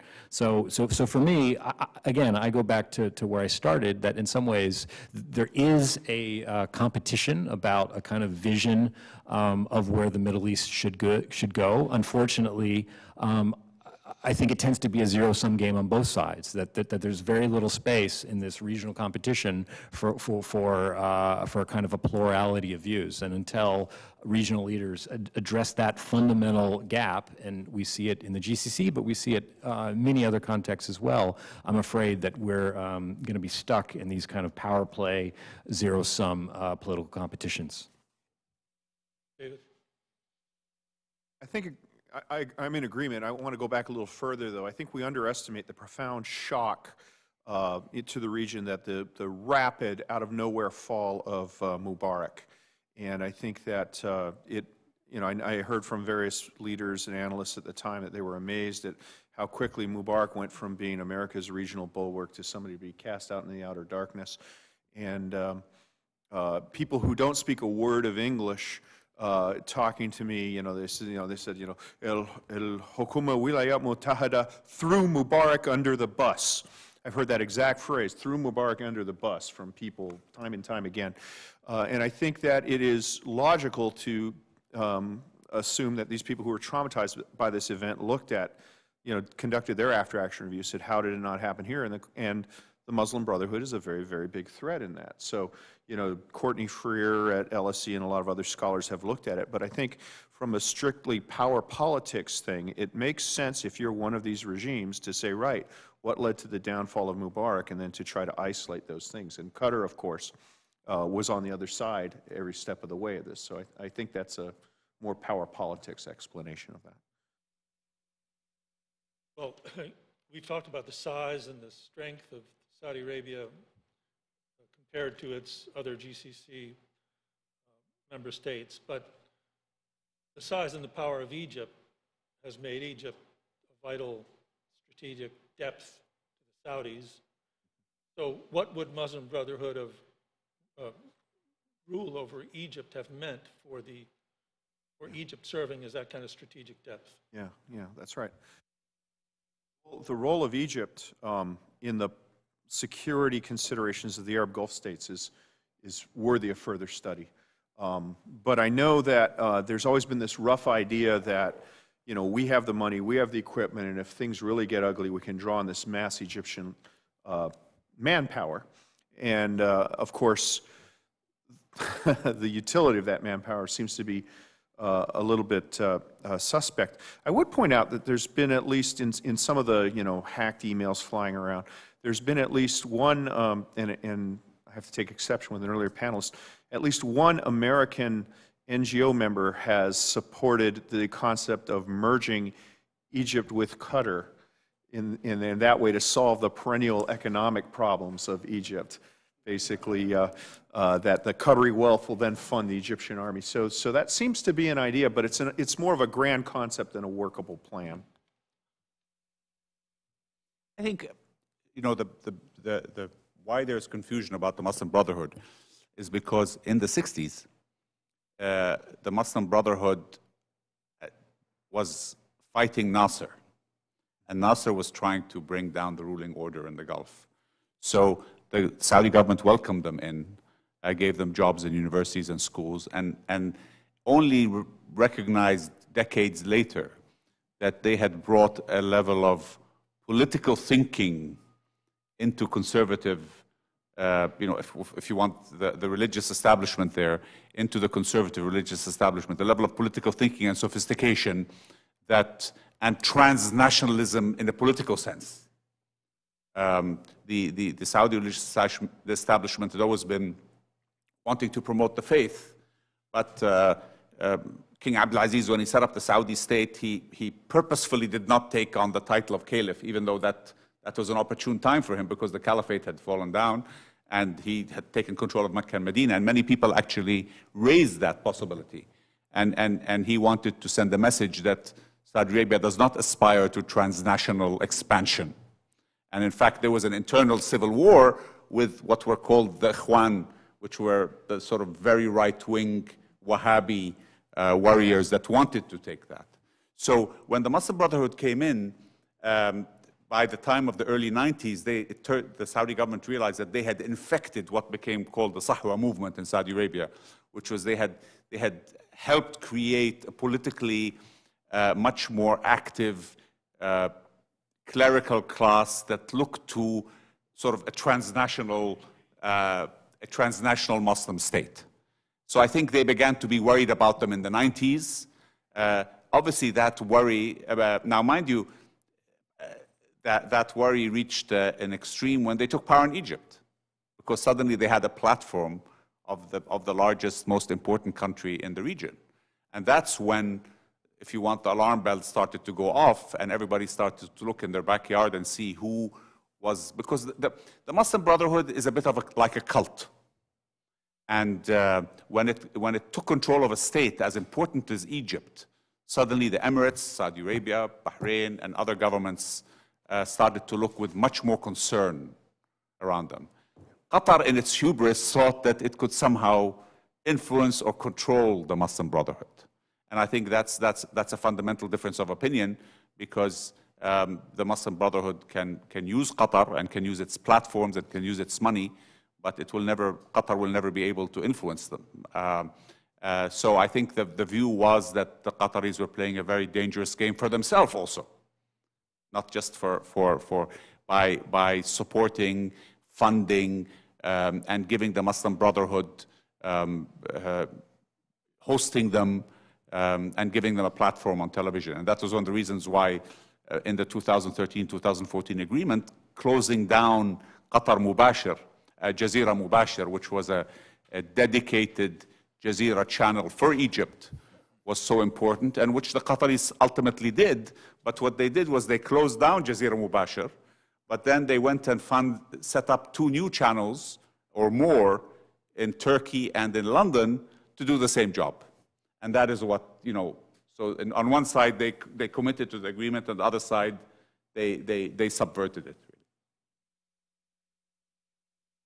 Okay, we've talked about 2 of the 3 grievances. The third is Iran, Qatar's relations with Iran. People in the audience are asking, what was the nature of that relationship? Was it more than what you would call the normal hedging that a small power takes when it is in a coalition with a larger power? Can I address that, actually, on Iran issue? Because Yes, it's a very good point. But people are asking, how much choice did Qatar have when they share that large natural gas field with Iran? And what was the nature of the relationship that would have been threatening, for example, to Bahrain? No, look, there's always been an understanding that Qatar has to have a special relationship with Iran because it shares the North Pars gas field. So I don't think anybody held that against them, and I don't think that Qatar's diplomatic relationships and discussions or if you want, civilized relationship with Iran to protect its interests in the gas field were ever held against it. That was never the issue. The issue was when Qatar started supporting Hezbollah or supporting much more direct issues. But nobody in the Gulf says that the Qataris should alienate Iran and put their multi-trillion-dollar investment in the gas field at risk. And again, that's another misconception. Tom, if I could, I have a kind of slightly different view on this, and this is in part what I try to address in my comments. I mean, there were the grievances kind of publicly put forward by the coalition, and I think there are the grievances that are actually underlining this. And for me, the Iran issue has always been a bit of a red herring. I think it really, I mean, in some ways, Ali and I are calling it different things. I'm talking about kind of regional power competition. Ali is talking about a kind of direct interference. To me, that's the core of what this is. Iran was kind of a convenient buzzword here in Washington at the time. But just on the surface of it, if you look at, whether you look politically in terms of Oman's relations with Iran, if you look economically in terms of the Dubai relationship with Iran, both of these are kind of much more fundamental relations with Iran than Qatar has. I'm sorry. I want to concur with that. I think that both the Iran and the terrorism accusations were designed more to appeal to us. However, I agree with Tim's remark, which is, fine, enunciate that standard. That standard will be applied universally. So hopefully, if the situation, if the kerfuffle is resolved before it does too much damage, there will be higher standards that the United States will be able to hold its partners to on both Iran and terrorism afterwards. That's my silver lining. Right, a few more specific questions for Ali. Has the interference in the internal security of Saudi Arabia and the UAE by the father emir been effective? Sorry? Has the domestic interference promoted by the father emir been effective in Saudi Arabia and the UAE? No, I mean, it hasn't been effective in the sense that the security of Saudi Arabia has a very robust internal security. But, the Saudi opposition in London, for example, cooperated with an attempt by Qaddafi to assassinate Crown Prince Abdullah at that time. When Qaddafi wanted to settle a personal score with him, Saudi opposition participated in that event, trying to give them logistical support inside the kingdom. There's a Saudi opposition. It's an irritant. It doesn't have much traction in the country, but they have been directly funded by the Qataris, and that came out in the tape by name when the Emir of Qatar said, so and so and so and so are getting paid by us. Now, the government gets very concerned when it sees these very popular clerics, who really are like rock stars in Saudi Arabia, who are getting millions and millions of dollars, and they've documented transfers of money to accounts that the clerics have in Turkey, for example. So that the Qataris wouldn't transfer money to Saudi Arabia, but many of these clerics have accounts in Turkey, in Qatari-owned banks in Turkey, and have acquired expensive real estate in Turkey. These are some of the things that have led to these arrests.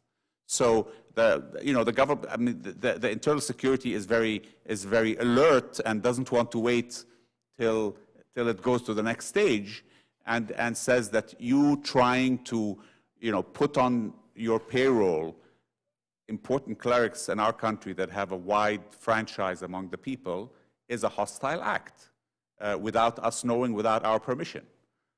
You are trying to, it's a bit like, trying to buy Americans by a foreign country. If you're an American and you get paid by a foreign country, you have to register with the US authorities.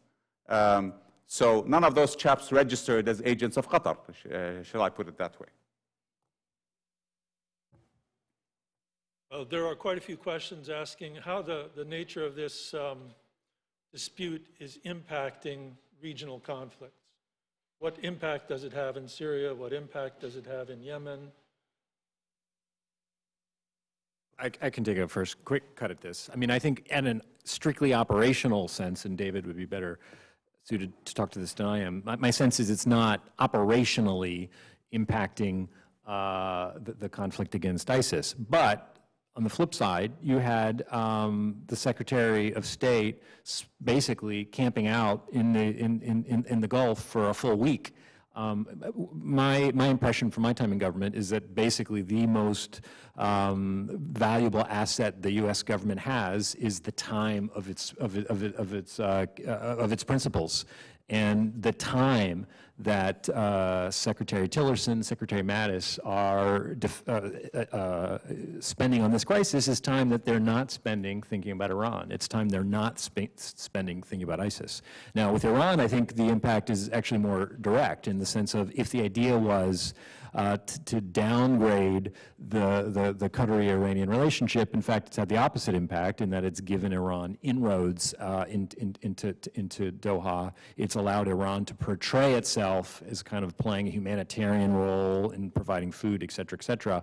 I think most would agree that that's fairly cynical behavior on Iran's part, but it has created an opportunity in the context of the ongoing debate here in Washington about JCPOA for Iran to portray itself as a productive actor. Well, is there any chance that Qatar is going to take its previous hedging, that is establishing relations with Iran, and turn it into actual bandwagoning with Iran, which is forming a partnership because they're so concerned about the pressure from Saudi Arabia and the UAE? How close can that relationship become? I personally think there are pretty significant limits to that. The nexus I think I would watch more is the Turkey-Qatar nexus, and there, I mean, the Turks have a very minor military presence. Actually, it's interesting that one of the specific demands made in this list of 13 was that the Qataris close that base. So it's clearly an issue that's resonating in the Gulf.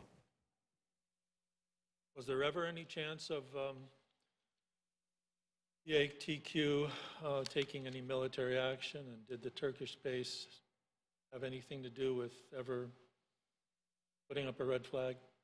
Was there ever a chance of the quartet taking military? I don't think so. I mean, there were stories about that, but I really don't think that they really took military action ever seriously, and they understand that would have been a huge complicating factor. Well, we're going to get to resolution, I promise, soon, but we've talked a little bit about the regional conflicts, and especially how this has enhanced Iran's relationship with Qatar. But what has it meant for Turkey? What has it meant for Russia, and what has it meant for the United States?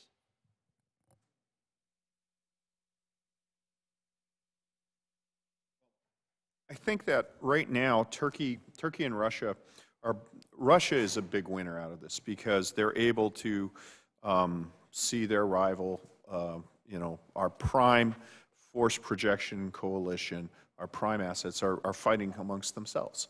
They're able to fish in troubled waters and offer their offices as an intermediary. So they're able to build on their military power in the Middle East, nascent military in Syria, with diplomatic power by offering themselves as negotiators, offering their good offices. And honestly, if I were the Russians, I would every week I would send an invitation. Hey, we'll host talks in Moscow to resolve this.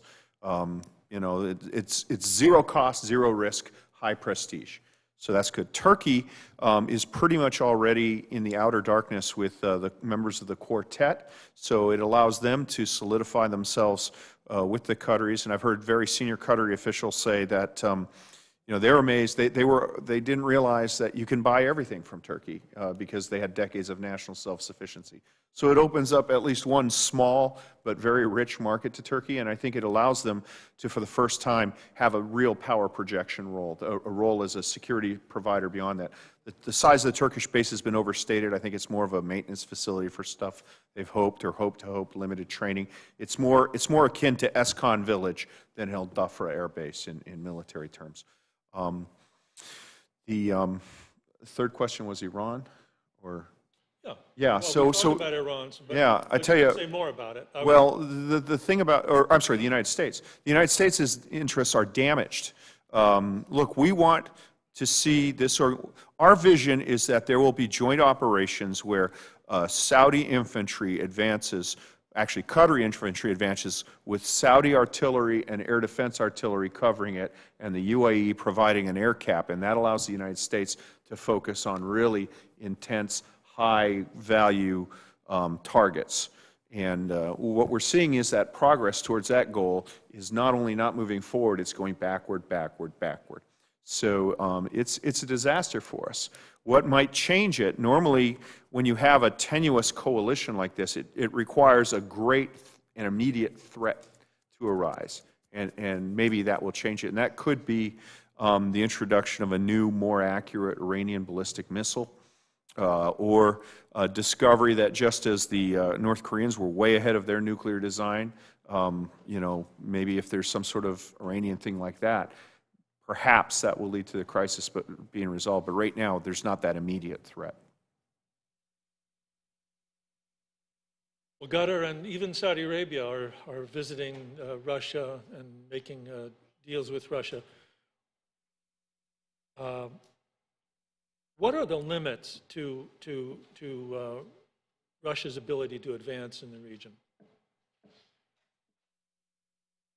How much opportunity do they have, and how limited are their opportunities? From my perspective, it's actually quite limited. But what the Russians, in a sense, have benefited from is, one, a series of U.S.-American mistakes over the 2 decades or so. They've also played a limited hand in Syria ruthlessly. And to their at least short-term political benefit, it's given kind of Putin cachet.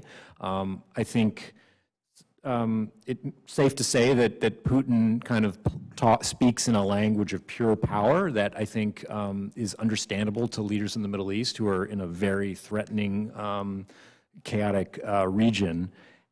However, having said all that, I think a lot of this is our regional partners kind of trying to play us off of Moscow to the benefit of Russia, where people pay attention in Washington when King Salman visits Moscow, and we should, and it's important, and there's, on the face of it, there's nothing wrong with that kind of visit, but I think some of these visits, these exchanges, both by Russia and by regional players, are really, the target audience for those is Washington, in the sense, pay attention, we're here, listen to our concerns. And for years now, they've been uncertain about U.S. support and security guarantees and political judgment. So what do we do to stop them from hedging like this by going to Russia? You saw Senator Corker lift his hold on THAAD 2 days after the S-400 sale was announced. It remains uncertain to me that the S-400 sale will ever go through. This does seem like some old Mickey Rooney, Judy Garland movie where you go out with one girl to get the other girl's attention and make her jealous. I agree that they're trying to leverage us for technology release. But, I think that at least particularly from a Saudi assessment, when you look at how close the most recent vote was on precision munition sales to Saudi Arabia, and this is divorced from the GCC crisis, it's concern over the war in Yemen, I think that it is prudent to say, hey, the United Kingdom probably will stop defense exports. Canada is probably in the person doing that. Perhaps we do need to legitimately diversify our supporters. But I don't think the United States is at that point yet with Saudi Arabia. But yeah, I mean, we're in violent agreement. Right, now, how is this going to be resolved? If Qatar did everything that's been demanded except close down Al Jazeera, would that be enough, Ali? It doesn't have to close down Jazeera, in my view. It just has to abide by the agreements in terms of how Al Jazeera behaves, really. As I said, I think, my personal opinion is that, and it's very good to hear Tim say that America would be open to that, is that if America became a party to a third variation of the 2013-2014 agreements, I think that would solve it.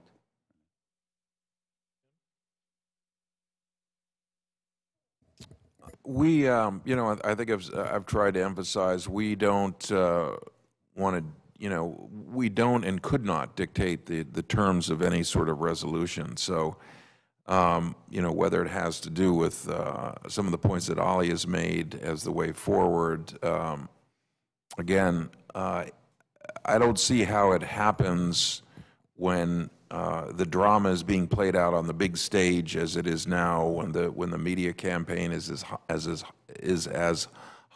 it is. That's why we've asked the parties to simmer down on the media attacks. I mean, I think what people who've been around the Gulf a lot longer than I have described sort of an unprecedented level of vitriol in the social media attacks. It's personal, it's humiliating. That to me just is creating a bad atmosphere that we're going to have to, de-escalate that in order to create a calmer environment, sort of a ceasefire, if you will, that allows the parties to get in the room together.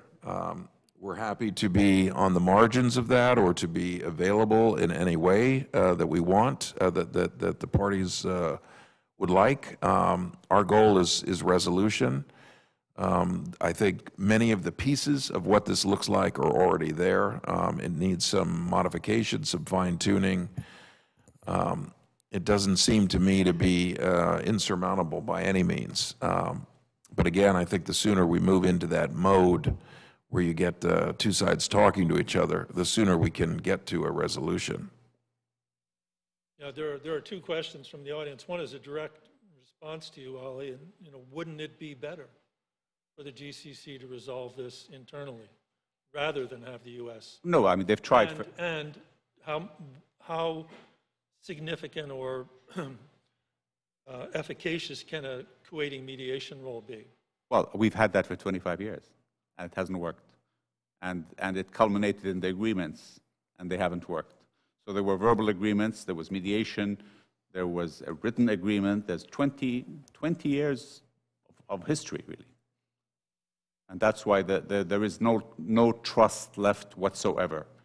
I think you need to have, the gods witness the agreement, as David said.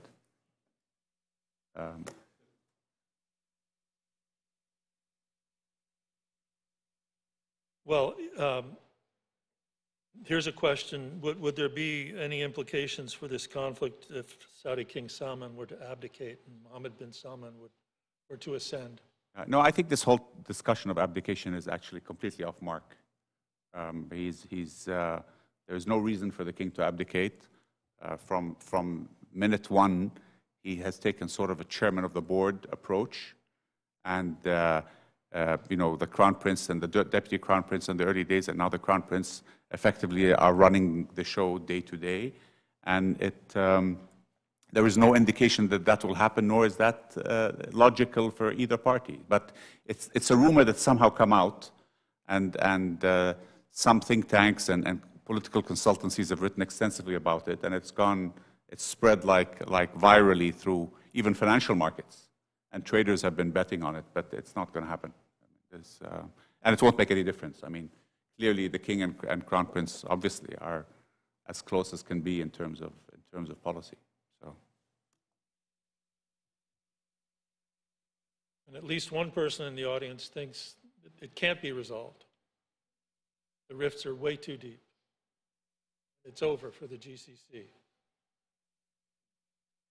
In some sense, unfortunately, I agree. I mean, I think there's two elements to this. I think there's a kind of public political reconciliation, or de-escalation rather, which is enough to kind of, essentially what we've talked about, kind of take this behind closed doors. That, I think, is possible, and I think over time maybe even likely, because fundamentally there is a power disparity between kind of Saudi Arabia, UAE on one side, Qatar on the other. But if the question is, can there actually be a social, personal reconciliation which allows a kind of shared vision of what the GCC can be, then in that case, unfortunately, I tend to agree with the question that that kind of, that the wounds have become so deep, the conflict has become so bitter, that that kind of reconciliation, I think, is hard to see for at least the foreseeable future. I think it's easily reconcilable, really. I mean, the Arabs reconciled with Nasser of Egypt after '67, and things were much, much worse. So I think certainly, yes, there's vitriol in this, but you know, there is very, very easy to accept them back into the fold if they behave. So I don't see it as irreconcilable at all, really. Harry, didn't you say in an article that, you know, it has to be resolved through concessions, but not through capitulation? And so, I mean, why are you so pessimistic if you think there are concessions? Well, yeah, and I think what I meant by that is again just the power disparities between the two are that if you just kind of play out, you know, kind of game theory modeling of how this ends, I think it most likely does end with some probably pretty significant concessions made by Qatar to its more powerful neighbors. The question is, in a sense, the question is to the Saudis and the Emiratis is, do they give the political space for the Qataris to make those concessions in such a way that they can save face and say that we got the best deal that we could? And understanding that they'll get something, but they'll get far, far, far less than what was this original list of 13 demands. And I'm not sure, you know, it remains to be seen. I think part of the problem with the vitriol on both sides is it you know, on both sides, folks are ratcheted up and it becomes harder and harder to make concessions, particularly if this is kind of couched as existential struggle for the soul of the GCC. It becomes very hard to kind of climb down the ladder, so to speak. So I think what's really key here is kind of some exit ramps, a way to create space for the, you know, I don't want to articulate, you know, I don't have specific ideas about what those concessions might be, because that would depend obviously on the contours of the negotiation. But right now, it doesn't feel to me that there's space for these kind of face-saving concessions that would allow things to kind of come back together. Well, I made the mistake once with a Qatari think tank of saying, well, these are the concessions I think would make sense, and I got the, oh, no, that's a violation of our sovereignty. You know, it led me to conclude, okay, the time's not right, but I agree on that. Let me talk about the nature of the GCC. Can it recover? Look, the GCC has never been a particularly effective military coalition, except in times of great crisis. It was formed in times of crisis, and it becomes strong, it coalesces in times of crisis, and then it tends to fall out. Returning to my NATO metaphor, NATO has had problems between the Greeks and the Turks. You know, the NATO Southern Command in Naples, where the enlisted soldiers barracks, they have had like outright gang warfare between Greek soldiers and Turkish soldiers, you know, who are parts of the same coalition. So you can have a coalition that has partners that are at odds with each other, provided the rest of the coalition and the impetus for the coalition is clear, and provided that you focus on things like building procedures and processes and techniques and exercises. And even then, even in NATO, there, for example, is still not a standard agreement on surface-to-air rescue because the Greeks and the Turks are concerned that it will allow one country to overfly the other's islands. So it can be done, but ironically, I think the savior of the GCC will probably be Iran. Dolly, you said before the meeting started that Qatar must see the survival of the Saudis as essential strategic, of essential strategic value to their survival. Yeah, I mean, it is. As I said, you know, Saudi Arabia has validated the tribal monarchy structure, and had Nasser succeeded in overthrowing the Saudi monarchy in the 60s, or Islamists in the 90s, Qatar and the small Gulf states wouldn't have survived 24 hours. And I think the Kuwaitis understood that in 1990 in a very, personal way. And that's what has changed their attitude and their approach to Saudi Arabia. Ultimately, Qatar's interest is in beefing up the internal security of Saudi Arabia, not in weakening it. And that's why there's this. A writer described Qatar as a child sitting on a keg of dynamite playing with matches. And I found that very appropriate, because I think that they seem not to understand that their internal security is totally tied to the security of their neighbors, and particularly Saudi Arabia, and it's in their interest to do what is being asked of them. It's not a question of sovereignty. And then when you talk about sovereignty, your sovereignty does not allow you to affect the security of other people. When we talk about personal freedom, a human being doesn't have the personal freedom to harm somebody else. So sovereignty is always limited, as is personal freedom limited by the fact that you cannot harm another person. So it is confusing. I mean, people don't fully understand and have never fully understood, particularly the father, in his, what goes on in his mind and what has driven him to do what he has done, really. How has Oman managed to stay out of this? Are you asking me? Asking anybody. Rich, was the ambassador there? Oman happens to have a particularly wise leader who has been a very, very successful in having a foreign policy which is friend to all, enemy to none. And so even when there have been cases where Oman has been a bit of an outlier in the GCC, it's always been done in a diplomatically appropriate way, in a way of appropriate deference, et cetera. So in other words, Oman, even though it does have many of you mentioned the relationship with Iran, it has other views on some of the issues within the GCC. I think it has, through the wisdom of Sultan Qaboos and the other leaders there, managed to maintain very positive relationships, even under circumstances where there is disagreement. So I think it's fundamentally different than the way Ali has described the perception of Qatar by these countries. No, I would agree with that. And I think to show you the degree of elasticity, if you want, in the behavior of the GCC towards its neighbors, there have been issues with Oman in the Yemen war, and there's been issues of smuggling across the Omani border from Iran. And those things are being resolved bilaterally and quietly with Oman.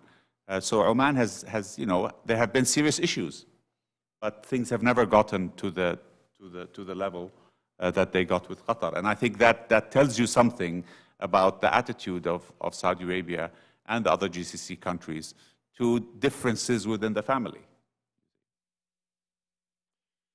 Well, can I have a final thoughts from each of you? And just, I'll throw one more element into this.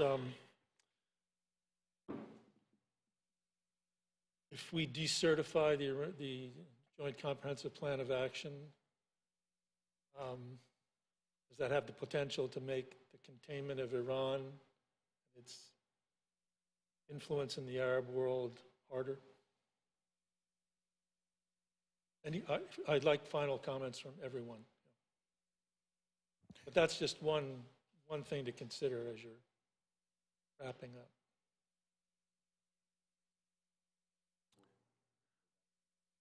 We can go with Okay, thank you. Thank you very much, Tom. I think, we'll know more when the president speaks about the decisions on Iran, but clearly, this is an administration that has a very tough line on Iran. We're asked within the State Department and other agencies to game that out in very, very practical and tangible ways. What does that mean? Again, I referred to Iranian interference in really throughout the Arabian Peninsula, but of course in Lebanon and Syria.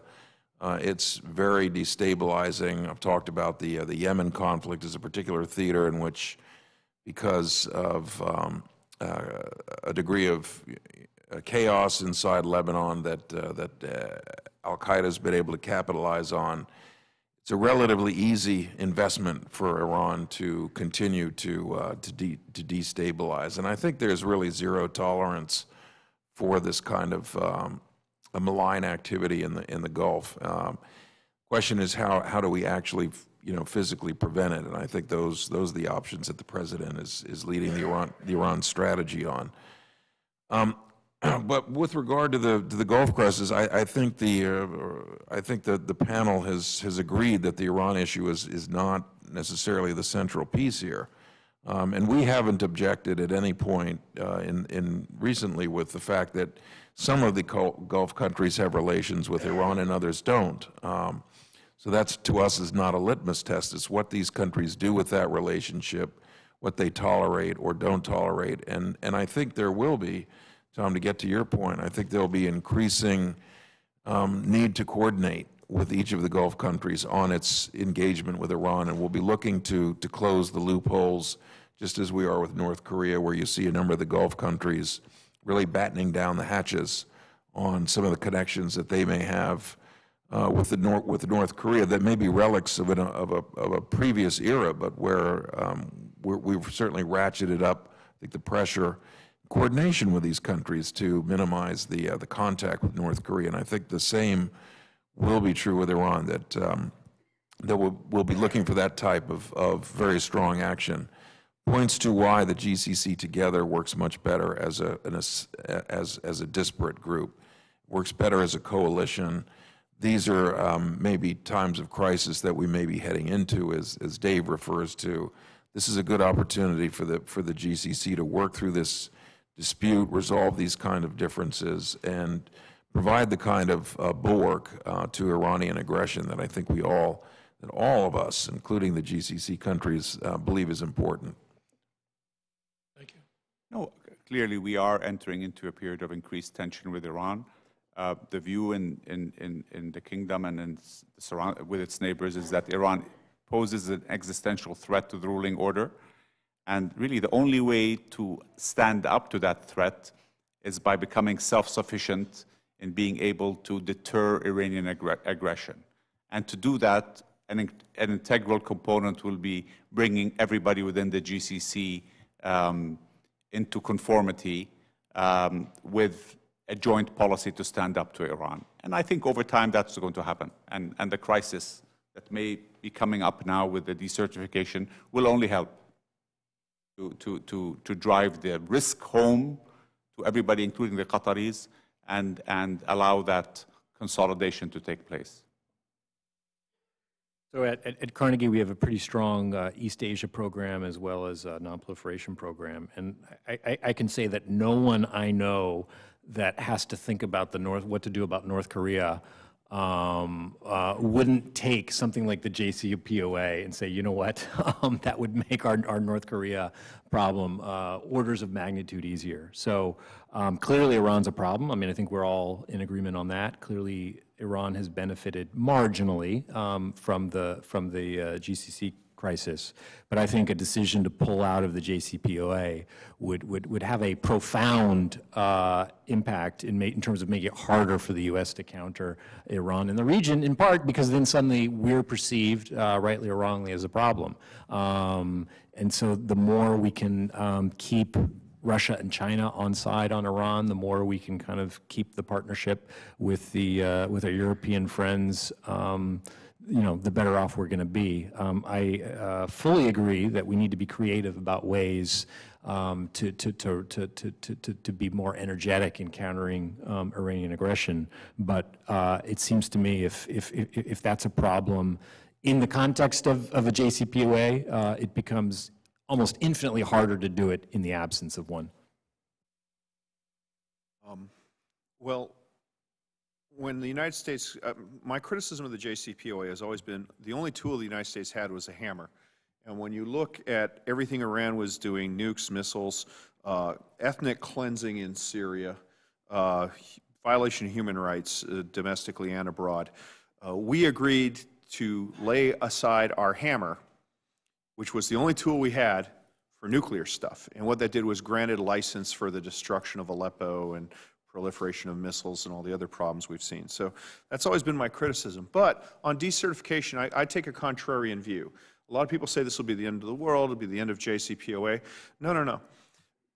Certification is an inter-U.S. government parlor game, and it's helpful to go back to the origins of certification. Certification was invented by Democratic Congress to embarrass Ronald Reagan in the aftermath of the murder by the El Salvadoran security forces of Blessed Archbishop Oscar Romero and the Maryknoll sisters. And the Democratic Congress basically forced the president, attempting to embarrass him, to say, yes, El Salvador is making progress on human rights in order to continue military aid to El Salvador. So what that means is that if Congress, if the president decertifies the JCPOA, unless Iran picks it up and runs with it, it doesn't mean anything outside of the U.S. government. It can be ignored. It can be a nothing burger.